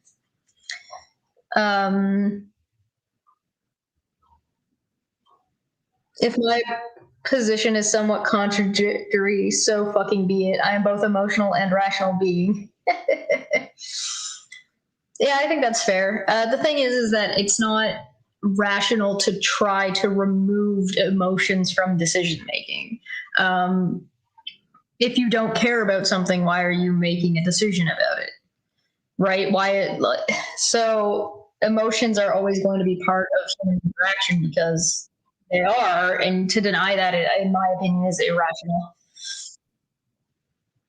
Potato remembers. Pepperidge Farms remembers. Welcome back, Steve. So no cash at all. Is there cash that you can get out of the grub? Sounds like Curtis has left the state. Oh, well, we don't know if he's left the state. That'd be awesome. No, that'd be great if he did. That'd be hilarious. Yeah. But no, the money won't come through until after all the judgments. We believe he actually has an actual job in North Carolina now, so I don't think he's going to give that up. Well, he will when he goes to jail, but whatever. Right? Yeah, we're just waiting on the judge. That's all. All right. So, did you answer that question? Great. So what this is something that Chess showed me this morning. It's the first time I've seen this, and I did go through it a little bit, and I did like it. The ultimate cheat sheet for critical thinking. Want to exercise critical thinking skills? Ask these questions whenever you discover or discuss new information. These are broad and versatile questions that have limitless applications. One of the nice things about all these questions is when I read through them, I don't think any of them are accusatory, which is really nice. Yeah, and I think they're open-ended questions, right? Yes. I didn't really see any close. If you want to get better at sea lining, if you want to get better at sea lining, to the person who was in here before, if you want to get better at what you're doing, use these questions instead. Yeah, use open-ended questions to sea line. Yeah, if you're going to be a troll and you're going to sea line, open-ended is the way to go, right? You just don't want yes no questions, right? Because if you want to up your game and do a better job, Look at these questions. Yeah. No, yeah, in North Carolina is non-garnishment. We have other ways of getting money out of him. We've already looked into things. We'll be okay. Trust me. I mean, he has to have an income. As long as he has an income, we'll get money out of him. We're not too concerned about that. Steve, still, you don't get jail from a civil suit. Yeah, he's going to go. Yeah, he's already going to get 30 days criminal contempt, and he'll probably get prison for what he did. And of course, there's the civil contempt that he'll be in prison for or jail for until he complies. So yeah, that to me is a very suitable outcome. Then there's also the fraudulent evidence and perjury that he's going to have. That's the prison stuff. Yeah, that's the DA. Jumps into the criminal side of things, and now that there's been a filing, I guess this person wasn't listening. Criminal contempt. Yeah, criminal contempt has already been. We've already have a motion for, and that was by the judge. The judge was like, hey, it's that raccoon from Twitter. It's that raccoon from Twitter. We know they don't know. So, and Tree Feline Steve still did not get an answer to my question. What do you think of my word pick for critical thinking? Ratiocination. It would be too hard for me to pronounce. I have a hard enough time as it is with words. Rodent No Last Name for 5 said, "Do you think Kyle will last minute attempt something that gets him more trouble? Past experience says yes." If he leaves the state, then yes, but that'd be great. I don't think he's in a position where he can drag out the court case any longer, at the very least. So the only thing I think he can do is not show up to the hearing and then try and go AWOL and have a search warrant out for him. Scott said. And so oh, sorry. That happens. I think that's the only way I think he can extend the length of time this is going to take anyway. Scott Gurdon says you don't get jail time from a civil suit. Yes, you do. Matter of fact, he will get 30 days for criminal contempt, and then there's a civil contempt charge, which he'll be in jail until he complies with the court order. That yes, you do get jail from a civil suit. He's going to jail. The judge himself said, "I will use incarceration." Up to incarceration. The judge himself has said these words. Okay, can we stop with the raccoon? Because they clearly didn't listen to a fucking word that I said. So has the judge ruled to find Kyle in contempt of court? Not yet, but the judge has said, I will allow you to revise your motion to add criminal contempt. And he also told him, I will give you jail time, incarceration, until you comply with the court order. He will do this. It's just we're waiting for the hearing because he has to allow Kyle to explain in his own words why he should be purged of that contempt. Why should he not be held in contempt? For civil contempt, there's something called remedy, and a remedy is what do you need to do to not have the civil contempt? Well, we've explained this so many goddamn times. He can get out of the civil contempt just by obeying the court order. The criminal contempt he's not getting out of unless he really throws himself on the mercy of the court, and that would be up to the judge. I don't see it happening, but he can try. And that for criminal contempt for North Carolina is 30 days. Oh my God. Yeah. How about you just look it up or look at any of the episodes that we've actually done talking about this instead of bothering us here about it? Yeah, well, Scott's wrong. The civil suit can result in jail time. It's called civil contempt. The civil contempt. Of course they're wrong. We know that they're wrong. And Scott Gurdon is in my mods for my Discord. I don't know why he doesn't understand this. He's a smart guy. He actually understands critical thinking and logic. Is it the same? Is that not the raccoon on Twitter? Oh, I don't know. He's in the GDC for years, but yeah, civil suit can result in jail time if there's civil contempt. Simple as that. I mean, right, Scott? I mean, is that not correct? You get put in prison or not prison, so you get put in jail until you abide to the ruling of the court, right? Until you obey the court order. That's civil contempt. Yeah. I make a suggestion. Scott, use your critical thinking skills and do a little bit of research. Well, I want to say what he says. I mean, Scott, is that not the case? The judge can put him in prison, or jail. I use the terms loosely, and they're not the same thing. The judge can put him in jail until he complies with the court order. Is that not correct? Do not try the patience of a judge. They will fuck you up. Yeah. Yes. And by the way, he's not judgment proof. We've already established that. But we'll worry about it. I don't know why people are so concerned about Kyle's financial status. We know he has a job. We will get his bank records. We will be able to get funds from him. Yeah.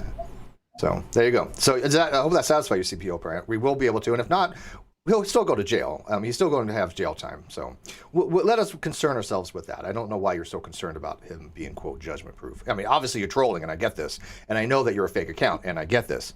But I want people to understand critical thinking, right? I'm using you as an example of somebody who's not doing critical thinking because we've already answered this question, but they're more here to ask sea lion questionings rather than understand. Again, using them Then, as an Scott, example. I recommend you listen to go over to my channel and go and listen to the judge talking to both the lawyers. Yeah. He said he'll throw him in prison. To what the judge says to Kyle's lawyer. So I recommend going to listen to that and listen to it very carefully because it will answer these questions for you. Yeah, the judge literally has said. The judge will tell you. The judge has said he will use incarceration to make him comply. That's civil contempt. Yes. There's three things that civil contempt can do. One is a $500 fine in North Carolina. 2, jail time up to 90 days, which is renewable. Up to 1 year, then you have to find other reasons. And 3, sanctions or censures is what it is. The judge can tell you to comply, but cannot make you do so. They can do things. Oh, they can put you in jail, though. They can't. I mean, what you mean by make? They can put you in jail until you comply. There are limitations to that, obviously, but there has to be a remedy for that. The remedy is he has to comply with the court order. There, that's comply. Yes.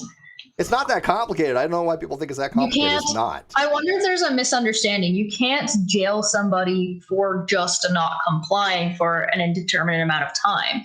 You can put them in jail if there is a remedy for what they're doing. So if they're in contempt because they're not doing this specific thing, you can put them in jail until they do that. There have been lawyers. There have been people. There were lawyers that went to jail for 6 years for civil contempt. Yeah, they didn't go to jail because they're in contempt. They're in jail until they comply.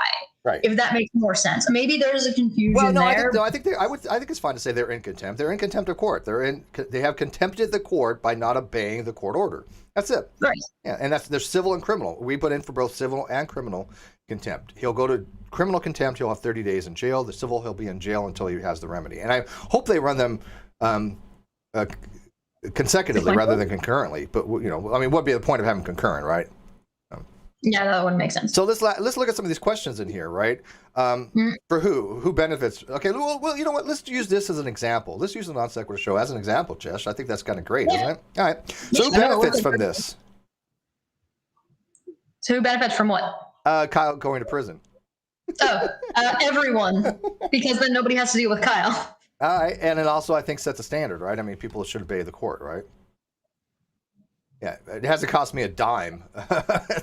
Who is this? I don't know. It must have cost you a $50K as a big hit on your income. I haven't paid a dime for this, man. So I don't know what the hell you're talking about. Who is this harmful to? Well, what Kyle did was harmful to a lot of people. What the people who helped and aided and abetted him, it was harmful to. Scott says, this thing is filing contempt charges would start a new case. No, it doesn't. Scott, you're just fundamentally wrong. Go look at the filings. We've already done it. Yeah, this is fundamentally wrong. There's no new case. It's the same case. We literally have filed these things. We're just waiting on a hearing, man. I'm so tired. Come on, Scott. Come on. I know he likes to mess around, but come on. Even you are like, can't believe that nonsense. Could you imagine if that was the case, though? Oh, God. Well, there might be a new case, but that's for criminal charges for perjury, forgery. That's something completely different. You can't filing a contempt charge doesn't start the case over because it's about the contempt of the ongoing case. Yeah. Now, if there's like new criminal stuff that ends up going to the DA because of Kyle's behavior during the case, yes, that opens a new case, but it has nothing to do with complying with the initial case. By the way, you want to bet CPO brand is Agrippa? Or Agrippa clone, one or the other, doesn't matter if necessarily him. Agrippa clone. Roden says, Steve McRae, Kyle, DF of the year, turning a business embezzlement case into multiple separate felony counts. And and by the way, embezzlement is a legal term. It's criminal, but for tort law, for civil, it's called fraudulent conversion. And what was Kyle found liable for? Fraudulent conversion. Fraudulent conversion. Yeah. So he says, Scott, we understand that. He says someone being held in contempt is the same thing as filing. We understand that. He will be held in contempt. We have filed. The judge has told us he's going to be in contempt. The judge has told him he's going to be in contempt. Actually, you know what? No. I stand corrected. He is contempt now. The presumption is once we file the motion for a contempt and the judge signed that, he is in contempt. The contemptor then has the obligation to show why he should not be in contempt. Right now, he is in contempt. The judge has already determined that. Once we filed the motion for the order to show cause, and that was signed by the judge found there was significant evidence for an order to show cause. At that point, the burden shifts to the contemptor. Oh, by the way, I know no. the law on this because I'm pretty intricately familiar with this. Yeah. Why would there? Wait. So, as I understand it, no cash settlement. You have to find him and chase him. Case. No, we already know where he's at, and we are. Chase him. He goes to jail, and some idiot funded it. No, if he goes to jail, we know where he's at, right? There wouldn't be any settlement of the money without the books that Agrippa fraudulently made a spreadsheet for to try and say they were the books. And I love how they think they know Kyle's finances. Like they know he has no real property, or they know that his bank accounts are. What do you mean? Yeah. Of course he had a property. He signed a lease. Remember?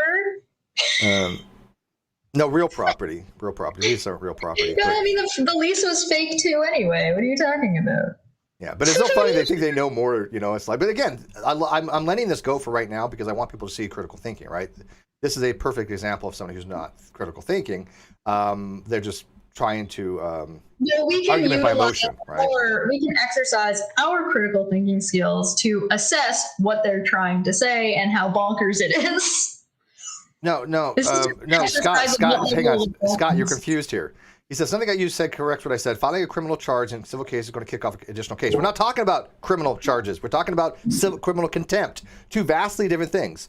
Criminal charges go to the DA. Criminal contempt stays within the judge's domain. The judge is saying you've interfered with the process of the court, right? So under that rule, I forget the actual rule it is, but it's subsection 3 that says willful interference with the court. That is in the court. That doesn't start a new court case. Criminal contempt does not start a new court case. And if those, like the perjury and the filing of fraudulent documents to the court, goes to the DA to start another case, that might happen, but it does not start the current case over again. It does nothing to the criminal charge and criminal contempt. We're not talking about the same thing here. Right. I mean, haven't you ever watched these court cases where somebody goes in front of the judge and they say something stupid and he puts them in jail? That's the judge does that. It doesn't start a new case, right? Right. Yeah, it's a criminal charge, but it does. Again, that's up to the judge. The judge says you're going to jail for 30 days. That's it. I mean, it doesn't change the jurisdiction. I think is what it doesn't change who has the control over the case or what's going on. It doesn't go to the DA. Right. It goes. Something else might go to the DA in this particular case because of the way Kyle has behaved and what he's submitted. Right. Now that may happen. It might not. It probably will. But that doesn't change or restart any of the initial case. It will open a new case, but does nothing to stall or change the case that's already in progress. It's a whole new thing that the DA. Yeah, and why would it matter? The end result's the same, right? This judge is sending Kyle to jail. Period. Right? I mean, we already know that's going to be the outcome. I will bet money on this, and I've said every time when we were right, everything that we've said has come to fruition, right? We were the ones that have said Kyle was lying the entire time. We're the one who said we had submitted false evidence. Holy cow, dude! Make up your mind. It's going to impact this case, but then carry forward. It's part of the ongoing case. It doesn't change that. None of this changes the ruling. Right. What you said before was this opens and starts a new case. The case has to start over again. No, it doesn't. Yeah, I don't know where it gets that from. Pick a lane. You're saying two different things. Pick one. Yeah, as soon as we get a hearing, right now they had before they had what's called the emergency things for North Carolina, right? So the emergency said that they only can have virtual hearings. They couldn't have in-person hearings under the emergency directives. That has been changed. They can't have virtual, but they also can have in-person ones. The virtuals are up to April 11th, I believe it is. But I think it's up to the judicial discretion. Are you sure this person is somebody that you're bothering to have around to mod? Yeah, no, Scott Gurney's been around for ages. He's actually does things with computer programming, so he knows. Filing for contempt is not the same thing as a judge finding someone in contempt. Yeah, no well, that's shit. after. Yeah, Who said otherwise? we already filed the order to show cause. The judge agreed. He is in contempt, and he has to purge himself from that contempt. And that's what the hearing is for. The burden switched to the contemptor. Once the judge has found there's reasons to believe that the order is sufficient to show cause, now he has to demonstrate to the court why he should not be in contempt. I'm wondering if this computer tech is just really bad at explaining what they're trying to say in the text. I guess I don't know. Maybe there's just. How about this, Scott? Do you agree that this judge is going to send Kyle to jail? How about that? The rest is kind of irrelevant. Do you think this judge is going to send him to jail? Yes or no? What do you think? Details. Yeah. Me or them? Yeah. I'm holding out. I'm holding out for that plane ticket to Mexico, man. Right. I think Kyle's going to try and go to Mexico. So the sea lion says, great result. Didn't ask anyone at your back or just give you the cash you wasted on lawyers for no other result than idiot go to jail. How's his life better than this, Steve? Because it actually shows that people care about honesty and integrity. Wait a second. Justice. You're going to talk about money that got wasted on lawyers. Yeah, didn't Kyle have $6,000 wasted on a lawyer? For a lawyer still active? Yeah, it seems weird to me. At least we're getting some justice. Kyle's going to go to jail. That to me is justice. What about Kyle, where people were advocating for him to, get a lawyer and fight back and then lie to the court and their lawyer? Where's all the receipts from his GoFundMe? Maybe this. Scott, maybe we've already filed for the contempt. The judge has found him in contempt. For all we know, maybe the sock account in here got paid off by that GoFundMe. So go look in the court case. The court has already found him. There's reasons for him to be in contempt. They've already found that to be the case. That's what the order to show cause was. That got approved. Now it switches to the contemptor. Now the hearing is for him to come show the judge why he should not be no longer held in contempt. That's why we have what's called a status report. The judge asked us for. Hang on. The judge asked us for a status report, Scott. The status report was nothing has changed because the court has said, can you give us an update if Kyle is no longer in contempt? And we have said he is still in contempt. Nothing has changed. He has already been found in contempt. That is how it works. He just hasn't been punished for it yet. I don't understand how this person who's supposedly been around for ages is a computer programmer is complaining that I'm not understanding when they clearly haven't even bothered to read what's been going on. Yeah, Scott, let me ask you, have you read all the court papers, Scott? Have you gone to the site? You don't even have to read them. Have you looked at what the most recent filings are called? Yeah. And did you read the most recent filings in the status report? No. Yeah, at least he agrees that jail time is likely. No. Yes, I think that everybody kind of reaches that point. Are you going to come here and ask us questions? We're going to answer them, and you're just going to just say nuh-uh about what we're saying the whole time. Somebody says, "Why are you seeking justice, Steve, when a pointless donation would be more profitable?" I'm not, because it's not about the money at this point. It's about the justice. People I'm not Unirock. I'm not. Money is not my be-all, end-all. To me, justice is more important. I'd rather not get a dime and see justice done because that's just the way my ethical position is. That's how I was raised, right? The money is secondary. Money is secondary. It's a principle. It's the principle of the matter. Yeah, the channel, the money, all that's kind of secondary to the fact that justice would be, in this case, it's called I would even say that justice, but it's still justice. Given what Steve said at the very, very beginning, because I recently went and looked and rewatched that Death of the Non Sequitur Show video. If you guys watch it again, and I recommend you do, what Steve said at the beginning. The money is way low on the list, and it's consistently been that low on the list. It's always been that low. We'll have a 10-year judgment. You offered him 50% in perpetuity, even if he decided to not be involved anymore, because the order of events went, principle of the matter of this person is trying to steal from me. Secondary is the show, and then third, fourth, and fifth down the line is you owe me a lot of money. Yeah. I mean, like I said, I know once we get a judgment, it's good for 10 years. I mean, he has to be employed, so there will be money coming in. It might be a little bit at a time, but it'll still be over a period of time that does add up, right? He's not going to get away scot-free. As long as he's working, we can get money out of him, period. I would recommend that before He'll never be able to own any property of any kind. Anytime so...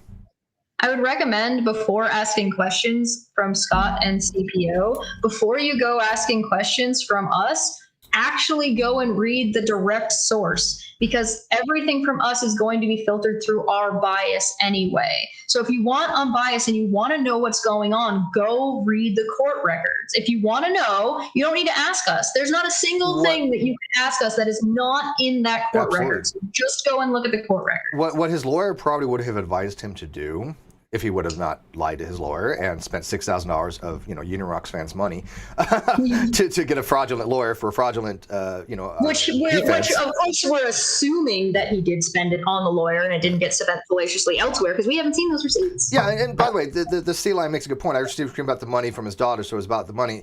Again, that is important, but again, justice is as well. And I've talked to my daughter since then, by the way. This is 2 years ago. Yeah, they've completely... I mean, I've literally had this discussion with my daughter multiple times, who's been sitting here in my house, and I've talked, and she's like, Dad, I don't care about the money. So we've had this discussion. Again, things don't exist in a vacuum. And so my daughter believes in ethics. My daughter is very well raised. Okay, she's had numerous people in her life, and especially a lot of it was because of my parents. They had a huge influence. And my daughter just sat here the other day, just distraught, thinking about my dad's passing. You see how they jumped, though, right? To say money is secondary or third in row, therefore it doesn't matter. No, that's not what anybody said. You're jumping to. And by the way, the only shown, and Helios points it out, the only time I've shown any real care about the money has been in relation to securing money for his daughter, and that's true. That's again, wasn't it? I never said he's. I was like when I was talking about me, I was referring to my. But look at what's going on with Scott, right? You can see the bias and dishonesty. If I say, hey, listen, go look at the direct source, he's like, no, fuck you. Yeah, Scott, I would go recommend looking at the direct source. Come on, let's have a little bit of straightforward. No, Chesh, I'm not really inclined to follow your recommendations in general. So fuck off then. So why are you asking us questions if you're not interested in what either of us had to say? Yeah, and again, people going back 2 years ago, my daughter is that's not a thing to her. I've already said she's got college. If I'm attempting to discuss your guys' take on the situation, I'm going to ask you. But you just said you don't give a shit about what we're fucking telling you. This is what we mean. This is why you can exercise your critical thinking skills to recognize when somebody's just fucking with you. I know. And by the way, like I said, it's good for up to 10 years, which is renewable. And did I not tell people? I think I told this live the other day, but I also said if something happens to me, make sure that happens for my daughter, that she pursues it. And that, because in 10 years, who knows what happens, right? But I made that very clear to my daughter. Once I get this judgment, you go after this person for 10 years. Do what you got to do. So, no. Apparently, these people think that because fuck Steve, Kyle should just get away with it. Yeah. But yeah, I mean, here's the different mindset. To them, it's all about money and stuff like that. I don't see a lot of. I don't see a lot. Hang on, I don't see a lot of argumentations for justice from a lot of people. No, of course not. And there you see Scott again jumping to something I didn't fucking say. Inkboy says, so your daughter is nun or lesbian. And unfortunately, it didn't work out that way, Inkboy. I was always hoping it would be one or the other. I told it, made it very clear, you have to become a nun or a lesbian. But unfortunately, she has her own life. And so. Yeah. Damn, her own bodily autonomy. I know. No, I told her, look, whatever makes you happy, I will be supportive. And one of the reasons why we have a very strong bond is that I'm the one that doesn't judge her. My parenting approach is completely different from like her mom. Smitty says, as a troll, it shames me to see such poor example of trolling in Scott. But Scott's smart, and I don't know. I don't think he's deliberately trying to troll. I think he actually does think this way, but I don't understand why. No, I think he deliberately is. He's the same as Sokka. Well, I think he's still good friends with Sokka. That explains it then. They've been around both a long time. Both of them were mods for the GDC. It's the same thing. So you're getting your daughter to collect now? If something happens to me, I want my daughter to collect. What's wrong with that? The fact that you keep anybody around from that fucking shit show, it baffles me. I don't get why people would not think that I would want my daughter to collect if something happens to me. I made it very clear. She knows where to find all the information. I mean, I have it all. No, Steve, you're misreading. They're jumping the gun and saying, no, you're now shifting it onto your daughter while you're still alive. Yeah, they're shifting it. They're shifting it into something else. Yeah, just like Scott, just like CPO, just like the trolls always, just like these people always fucking do. And we should go back to the whole what, where, when, why, because I think these Back questions. to the topic? Yeah, I think it should be, here we go. Why? Why has it been this way for so long, Cheshire? But why though? Because Kyle's a piece of shit. Should I just pick one? Right. Should we just pick one of these at random? We'll start at who, what, where, when, why, and how. I'll pick one at random for you because we can't go through all these because there's too damn many. Yeah. All right, so who? Let's see here. Who would be the best person to consult? Unirock. Yes. The best person to consult would be the direct source. So that would be the filings. The filings would be the best source. The court. If you want to say, if you want to use the best person, you want to use it very loosely as far as like the court records, all that's in there, right? It has me, has the attorneys, it has the judge. Those are the best people, right? Yeah. Because I got to tell you, and just because you can't talk to the person directly doesn't mean they don't count as a who. You can see what the judge has said within the filings without having to talk to the judge directly. This may sound bizarre, but other than the intrigued feline, who knows the case very well, I do believe that I probably know this case better than anybody else. But she's like right up there. She's probably, right. It makes sense to go to like as neutral of a place, direct as possible, and that would be the court. Yes. See here. What is the best worst case scenario? Well, that's a good question for the best worst case scenario. Best or worst case? Yeah, best / worst case. What's the best and worst case? Okay. So best case scenario, Kyle's in prison forever. You get money off of him over the amount of time. He becomes an indentured servant. Or something along those lines. Okay, well, if that happened, there has to be additional things. So what he would probably have to do is he'd probably have to go to jail or prison for the forgery and stuff like that. Then in prison, he tries to shank somebody, and then he gets life in prison. I would say that the best case scenario is that he goes to jail for like a weekend, hands everything over as he should have, ends up doing the show and like the main stuff that he would probably know, because there's like a handful of stuff that he's not going to be able to do. Right. So he gives over the main stuff, then goes to jail anyway for the rest of the time because he can't hand over the other stuff. Yeah, he made it very difficult because his lawyer would have handled that stuff. My lawyer and his lawyer would have talked and said, this is what you need to do to resolve the contempt, right? To get out of prison. Then he ends up going to prison over the DA stuff that goes on, which is separate from us, and I'm just going to keep following the case because I want to see where it goes. Yeah, but do you agree on that, Chuck? We got the show back and we're up and running before the end of summer. Do you agree on that, Chess, that if he would have had his lawyer would have helped him with all this? Yes. That would have been the lawyer's job, yes. That would have been the lawyer's job, correct. So he really screwed the pooch on that one pretty bad, to say the least. Worst case scenario, I'll do the worst case scenario. The worst case scenario is that, we don't see a dime. I've already figured we're probably not going to do the channel.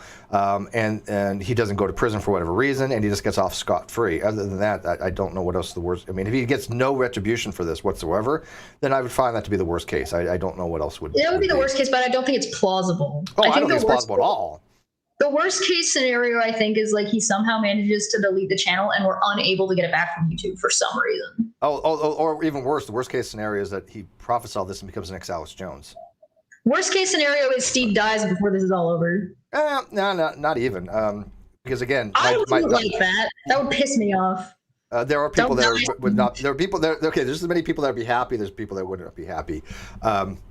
But again, my daughter's very aware of that. What my wishes are.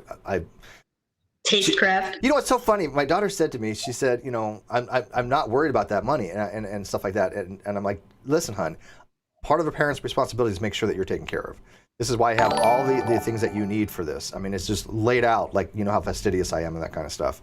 You basically wrote her a how-to journal. Yes. How to finish fucking Kyle off. Yeah, I mean, I can't make it any simpler for her. And of course, she'll get in touch with the people that will help her on this.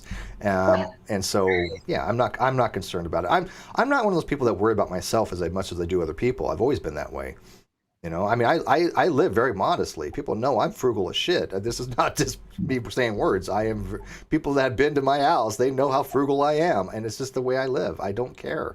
I'm not into flashy shit. I used to have I used to have a home. I had gold bracelets. I had gold rings. And then after a period of time, you're like, getting these numbers from? I have no idea. But yeah, well, yeah, of course, CPO. I mean, but what are you going to do, right? Why fixate on things that you can't change? Yes, right? I'm going to rely on my rich friend to just pay for my life. Right? Yeah, that's not his responsibility.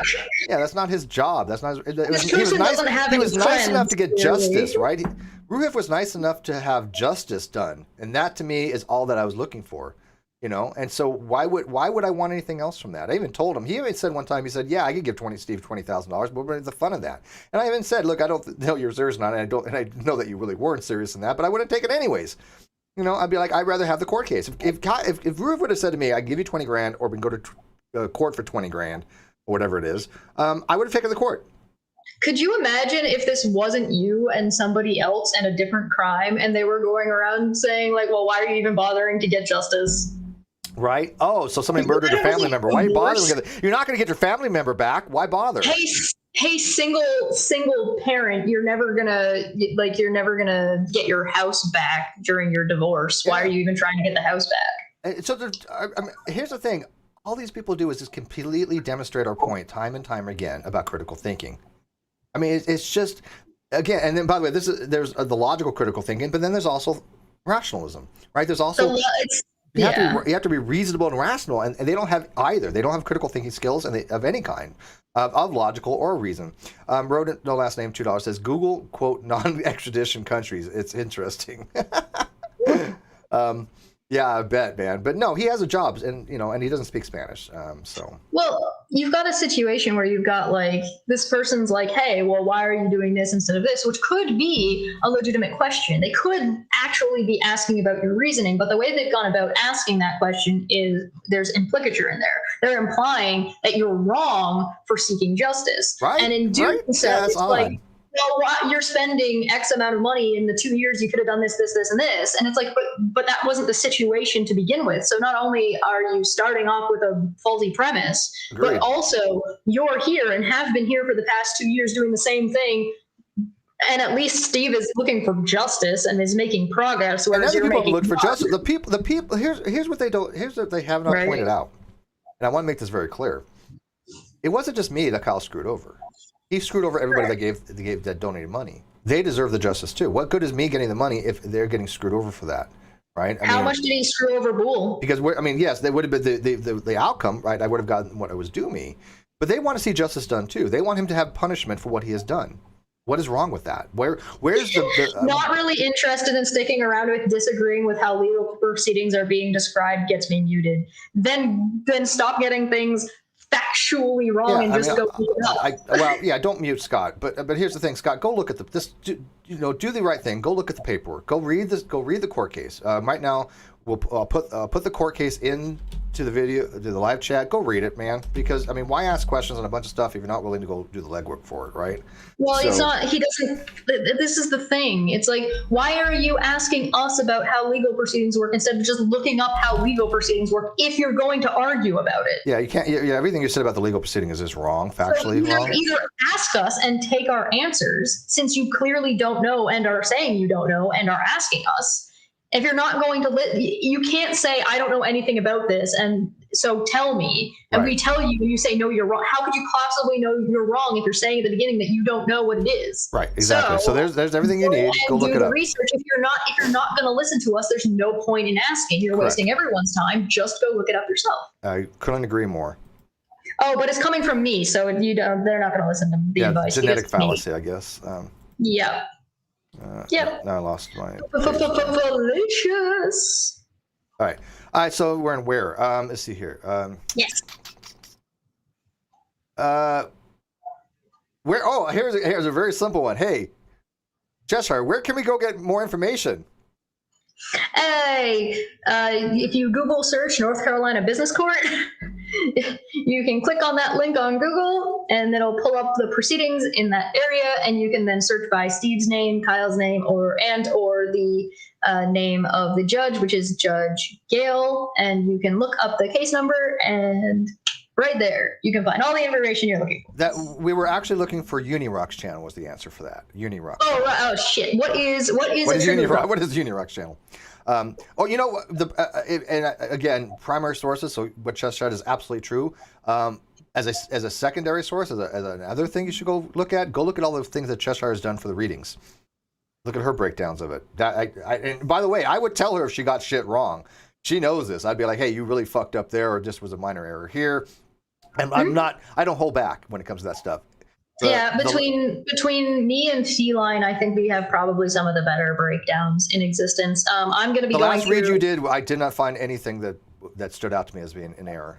If anyone is not able to take the time to sit down and go through all of the court filings, which I totally understand, there's a lot in there, especially if you're just coming in to look at it now. I'm actually going to be reading through them. I already did like a precursor by looking at where we started with the Death of the Non Sequitur video. So I recommend, it is 3 hours long. It is long because I didn't want to skip over anything. I didn't want to lose out on anything. I did do the whole thing. Everything's played at normal speed, so that way you don't have to jump between the speeds you're playing it at. So everything is the same. You're welcome. But I'm also going to be going through each of the filings and doing a reading of the filings and from the start all the way down the line. So if you are somebody who is interested but doesn't have the time to go through and read, you're welcome to go and sub to my channel, and I'll be going through those. So that'll be starting probably either tomorrow or Thursday. Oh, that's soon. Nice. Yeah. All right, so I see why. Rodin, last name said for 5, it's not all about the money. It's about making sure there are consequences for bad behavior. Correct. Yeah, and again, people should not be surprised by that with me. I mean, I've been very consistent, like astronomically so. I do enjoy that people are like, well, Steve, you could have done this, that, and the other thing. It's like, but Kyle told me to sue him.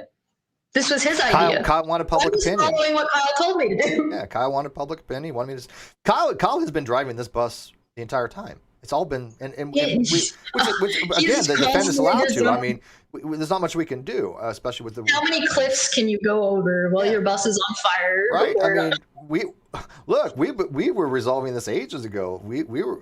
This could have been long since taken care of. He's made it very difficult on himself and made it far worse than it ever had to be. It's kind of like, I watch these First Amendment auditors type of stuff, and even though I understand what they're doing, most of them I think do go way overboard, and I think that they're just trying to harass people, and I get that, right? But there's a topic to be had on that, there's a discussion to be had on it. But when they go so far overboard, and they just make it very difficult on themselves, and the police are like, look, man, just tell us who you are, and you go on your merry way, right? And if they have done something to cause for that, then they should probably listen to them. But no, they end up going to jail over no reason, and then they find out, oh, the cop was actually right. In this particular case, we were doing something in violation of some civil local rule that they were unaware of. That happens frequently. I recommend, if anybody wants like a visual of how taxing this has been, look at Non Sequitur Show when like mid time, and take a look at Kyle. Then take a look at Kyle when things were exploding. Then take a look at Kyle when he showed up to talk to Nick Suter. Then take a look at Kyle, right? like, bruh. And then you can do the same thing with Steve. You can do the same thing with me, and you can kind of see visually where, like, how much stress has gone on where, and you can see kind of that indication. Yeah, didn't we find out that everything Kyle ever said was wrong? I mean, what else do people want? I mean, that should be reason enough to have some kind of punishment for that. Jamie, for $2 sticker. Is that a fox? Yeah, the thumbs up. Thumbs up. Thank you, Jamie. Sue me. I'm going down that road. Let's do this. Oh, Smitty. Yeah, that's one of my favorite lines, Smitty. That one, that is one of my favorite things I've ever heard. Big mistake, buddy. The Reds. Big mistake. Yeah, that was the wrong move. No, I think he said big mistake, buddy. Didn't he? Buddy. I'm not your buddy, what did he say? No, I think he said big mistake, buddy. Didn't he? I think he said both. At the very last thing when he left, I think that was the last thing he said, if I remember correctly. Oh, go watch my. Yeah, we'll have to go review it. But whatever. That was like, Therese was like, oh, that didn't age well. Oh God, like milk. Like milk, I mean, like it a depends on gallon of how milk high sitting in the you June want it. It's summer delicious. sun. Yes, for a month. Or We for 2 got 10 years. minutes left. Yes, all right, so we're at why here. Let's see. Why? Here we go. Why has this been? Did I already do why? I'll do why again because it's good. Why has it been this way for so long, Cheshire? Because Kyle's an asshole. There you go. I think spite is probably the word I would use. A narcissist wants to control the narrative, and a lot of times when you have a divorce, and this kind of in many ways was a business divorce in some respects. What do you mean? Are you forgetting about that you went onto a divorce court forum? Yeah, exactly, right? Yeah. By the way, right? again, who does these things, right? These people are they're bizarre. It's just bizarre behavior. It's not sanity. These people are not sane. People that do that are not sane. They have mental issues, straight up. They need to go seek mental health. But yeah, so because it is anti-divorce, and you have a narcissist will lie under oath with no compunctions. That's a frequent thing they do because they want to have the control. It's all about the control. He's made it very clear he's a control freak. I like Ash saying, I still liked his "I'm going to win" tweet. Smitty says, Steve McCrae, the reason the opposing prosecution Kyle, or the reason to oppose prosecuting Kyle is because it's you. Just like of you is the entire reason to oppose convicting him of crimes he have committed. Apparently so. Yeah. I mean, yep. Again, critical thinking. Those people are not critical thinkers. Or they could be, and they don't care. And I'll throw this out there. I'm not going to give the person's name out because it's not relevant. But I told Chess about this the other day because it really meant a lot to me. And it's not to stroke my ego. It is the fact that we are making a difference. Somebody that I've known for a very long time, or had followed my channel for a very long time, had a degree in something, and they decided to go back, get their master's, and now they're working on their PhD. And one of the theses they're doing is because of some of the things that I've written. I'm flattered by that. Absolutely flattered by that I have influenced people. After they saw some of my arguments, they decided to go back to school. This was years ago. And so that's not the first time people have told me they've gone back to school because of things I've told them they'd never heard of before, and they want to go learn more about stuff, and they want to further their education. But to have somebody to write a thesis that's based upon some of the things that they've seen and heard from this community and things I've influenced on, I'm beyond flattered from that. I mean, I have been mentioned in peer-reviewed papers before. Dr. Lachelt mentioned me in his paper on helium diffusion rates as an acknowledgement. I think that the fact that we're influencing people don't like that. People hate the fact that Cheshire and I have influenced people. They don't understand that, and they have not influenced people. People don't accuse me of things. Yeah, I mean, where has any of these people been influenced anybody to say, hey, you know what, we want to be shit people like you. We want to be lack of critical thinking. We want to be able to troll people just like you. I don't think that's a school of troll. I mean, if you want to be able to troll people, those are not the people you want to take lessons from. Hey, look, if you want to learn I mean, there might be professional trolls out there that you could probably take lessons from, but they're not them. But what kind of people want to go around and influence people like that? Who wants to be like that? If people want to be like that, it's fine. But I don't think my audience is like that. I think that my audience has learned over the years, especially, this is not the behavior that we want to accept. Or at least if it's not something they've learned, they've at least acknowledged that, hey, yeah, we don't want to be around shitty people. Why would they? But I love the fact that, again, we have influence. It's not just me. There's other people that influence. I know Ozzy has influenced people. Malpass has influenced people. Cheshire's influenced people. Don't accuse me of things. Very rarely, but it happens. But no, I mean, but your channel's growing because of that. And why do people watch it? Because they like your analysis. And I think fair analysis is difficult nowadays. And of course, I'm going to say you do have a bias because we're friends. And anybody who says that I am not fair needs to go and watch my. Yeah, you can have a bias and still be fair. I mean, bias doesn't necessarily have to be non-justified. Now, again, in gender studies, it's unjustified, but in the broad sense, bias doesn't have to be unjustified. I can have a bias because I like a certain thing as a preference over another thing, right? But well, there's also like you can have. There's nothing wrong with having a bias. It's just important to be able to step away from that bias as much as possible when it comes to something that is just a fact. Yeah. So like, if your bias is clouding your ability to recognize something that is or is not a fact, now you've got a problem. Correct. But if you just have a bias that you acknowledge, but you have no problem recognizing what is and is not a fact, that's fine. There's no problem. Bias isn't necessarily a bad thing. It doesn't have to be. Well, same thing, Same thing with discrimination, like in gender studies or in that anybody kind of who stuff. says that they don't have a bias in such a one-sided situation is lying, and they're also being problematic because this is what I like to call pretend neutral. They're trying to play neutral but to be neutral in such a one-sided thing, they have to put their foot on this side to fake balance out the evidence or balance out whatever they're talking about. Yeah. I saw somebody complaining about giving equal time to two different sides.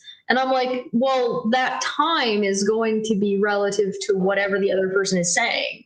If one side is giving you an excessive definition or an in-depth analysis or explanation of, I don't know, inertia, and the other one says, nuh-uh, well, what am I supposed to possibly say about this besides fluffing the fuck out of it to come anywhere close to matching this side? So if you're doing this and you're fluffing up and adding in to make this sound better just to be equal, you're not being equal. You're fluffing up and doing a bunch of additional work for this side. That's not being neutral. That is being biased to try and paint an equal narrative when it's not an equal situation.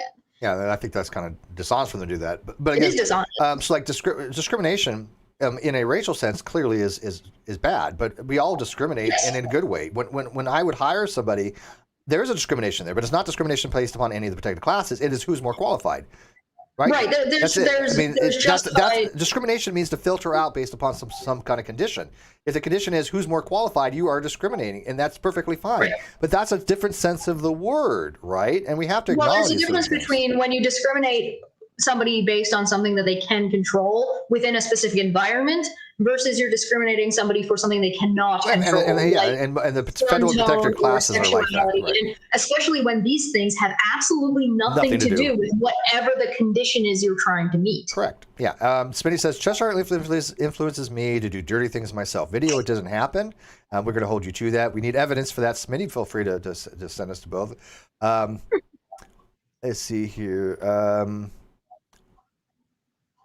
Wrote no last name, $5. I was inspired to become a chef from Kyle's cooking show. I failed less than Kyle. Is that bad? Your cooking is that bad? Good for you. Jamie says, what about helium diffusion rates? Dr. Lachelt had shown that Dr. Humphreys did in fact have significant math error in his paper that he submitted to the Journal of Creation.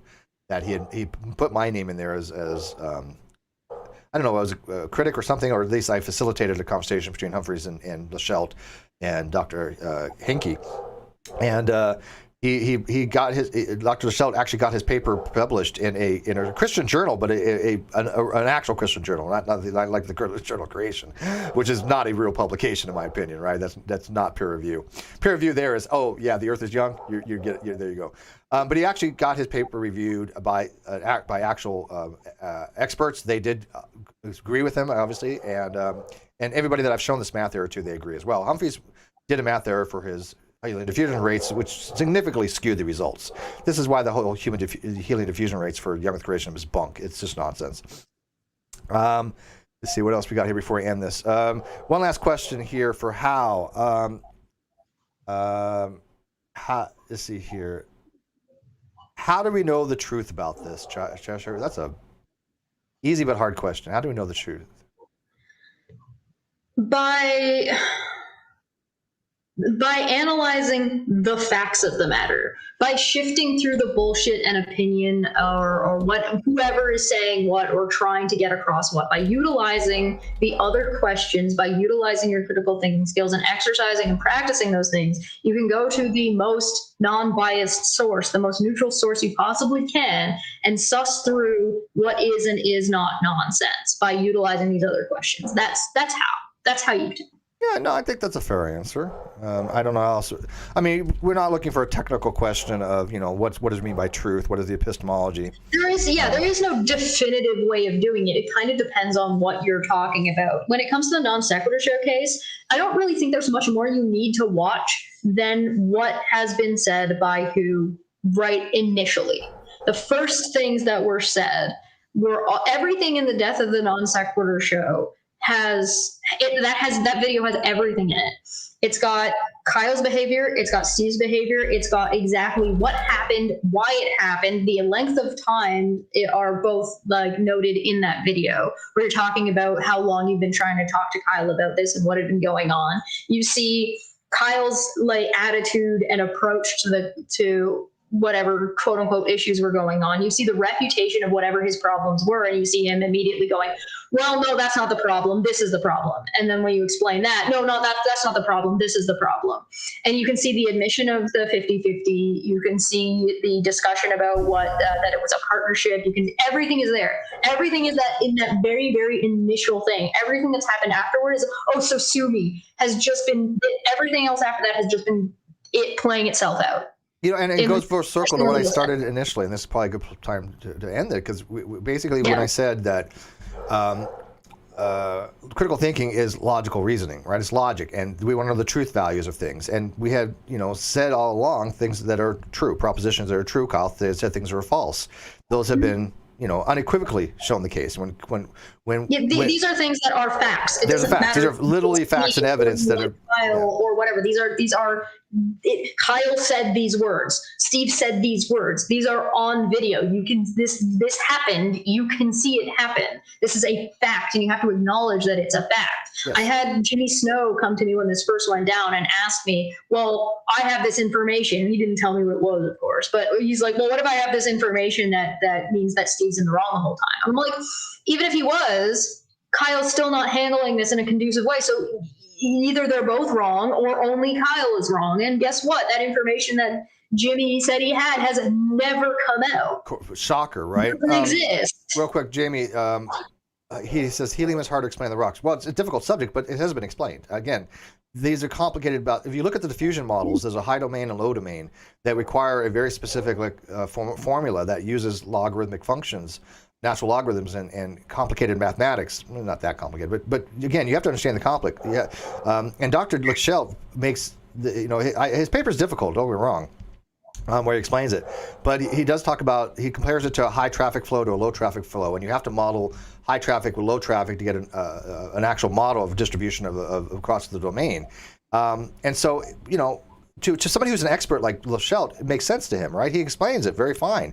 But the fact remains is Humphrey didn't understand it properly. He admitted to Lichel he didn't get the math right, I think. He did admit that his understanding of the diffusion was wrong. So it is explained. It's complicated, right? It's complicated, that's all. But anyways, going back to what you were saying, so when we talk about, wanting to know the truth of things, we have established that Kyle lied about all these things. You still have people out there that are not critical thinkers that didn't care about that. It wasn't ever about Kyle lying or not. It never was. They didn't care that they were not interested in the verticality of the subject matter. They've said this on. This That's has been illogical. That to me is not a critical thinker. Explicitly on streams. Yes. They have said this explicitly on streams, and you can go find those streams. One of them is there was one called like the ethics of trolling, and then there was another one that was supposed to be like some after party about the depositions, or I think I can't remember if it was the depositions or if it was the hearing. I can't remember which one it was. But one of these people that has been going on doing this thing has straight up said that it's not about we only support Kyle because it's not about supporting Kyle. It's about fuck Steve. Yeah. So it's like you can see that they've actively chosen to throw out and to put in whatever they see fit and what they think is going to be effective because fuck Steve for some reason. I still don't know what most of these people's problems are with Steve because they're very, very not clear about what their issue is. They just don't like him, which for some reason seems to justify whatever means they use to be like, fuck this guy in particular. But the thing is that their justification doesn't hold true. But if you go and look at my video with Gary, if you take the names out and say a situation to him, he says, no, that's absolutely not acceptable. That's harassment. You can't do that. And I say, well, good, because these are the people doing it. And as soon as you bring in who's doing it and who it's against, suddenly it's fine. And by the way, look, nobody's absolutely correct on everything, but if my track record is 95% or higher, I'm okay with that. That's more than most by any stretch of imagination. There's a difference between being correct or incorrect and lying. Yeah, and there's been no instance of me lying. That's never happened, but there have been things that turned out to be maybe not exactly the case. Once we acquired new information, we corrected it and then went from there, right? That's what we do. That's how you do it. You signed a statement of faith against Steve. Yeah, exactly, Reed. There you go. They signed a statement of faith against me. That is very good, actually. I like that. Lemo says, because possessing the truth feels a lot like possessing what feels like the truth. It is better to value the tools which help us determine what is probably close to correct, which is critical thinking, right? One of the hallmarks of critical thinking is valuing the pursuit of truth rather than the possession of truth, paraphrased by Gotthold Lessing. Yeah, well, that's one of the things about philosophy.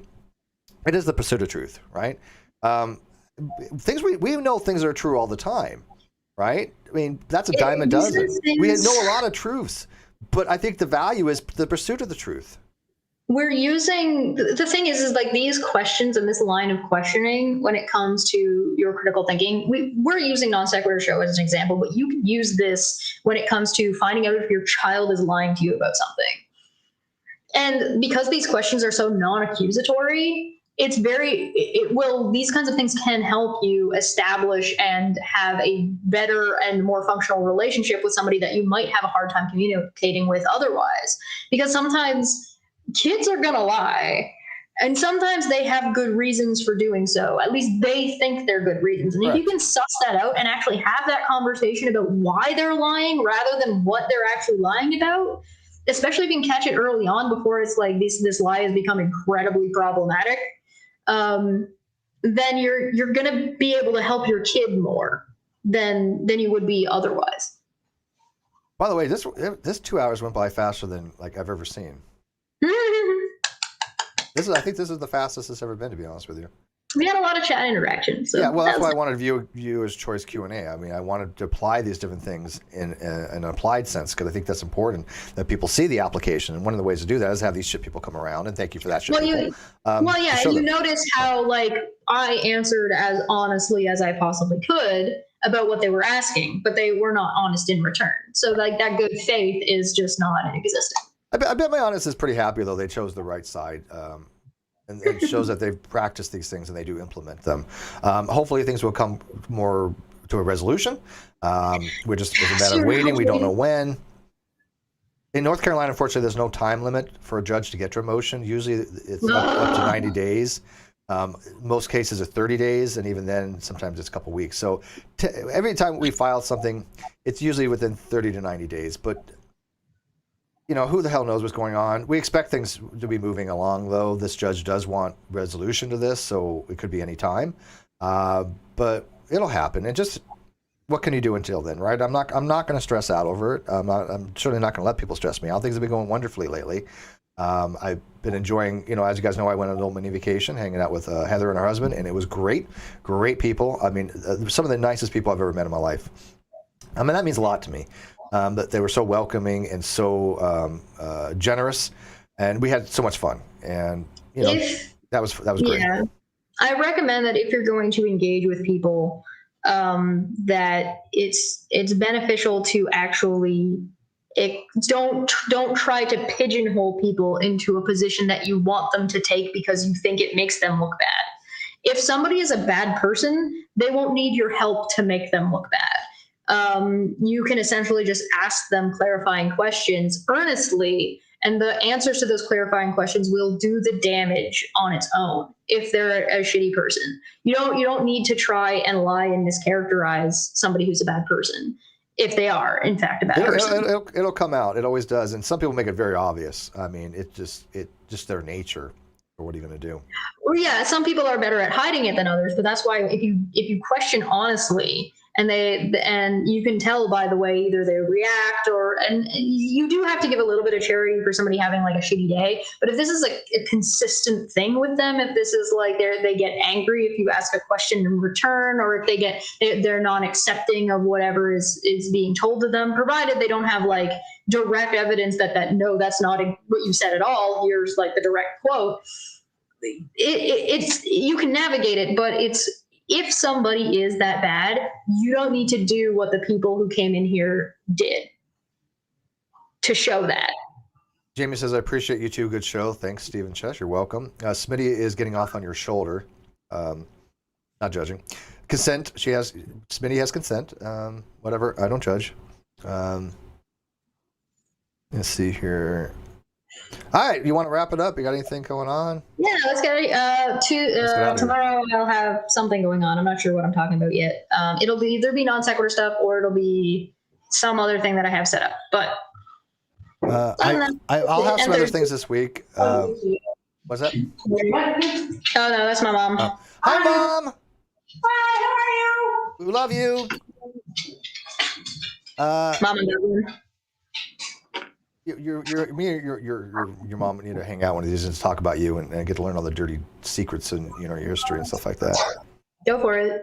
I probably know most of them anyways. I can probably tell her a few things. So the only thing I have scheduled, even though I will be doing something probably this week, but I have something scheduled on the 26th, which is Friday at 3 p.m. I'm actually got invited on Dr. Jonathan McLatchie's channel to go talk to him about Christianity. I'm okay. I'm like, oh, sure, let's just talk. He's been around a long time, actually, so I think that's going to be interesting.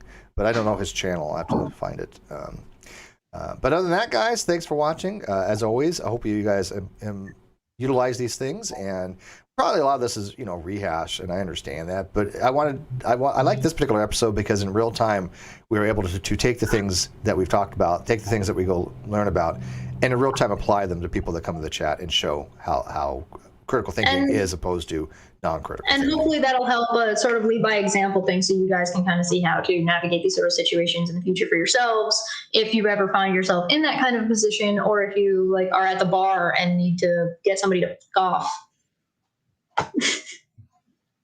We're going to leave with that. Good night. Bye.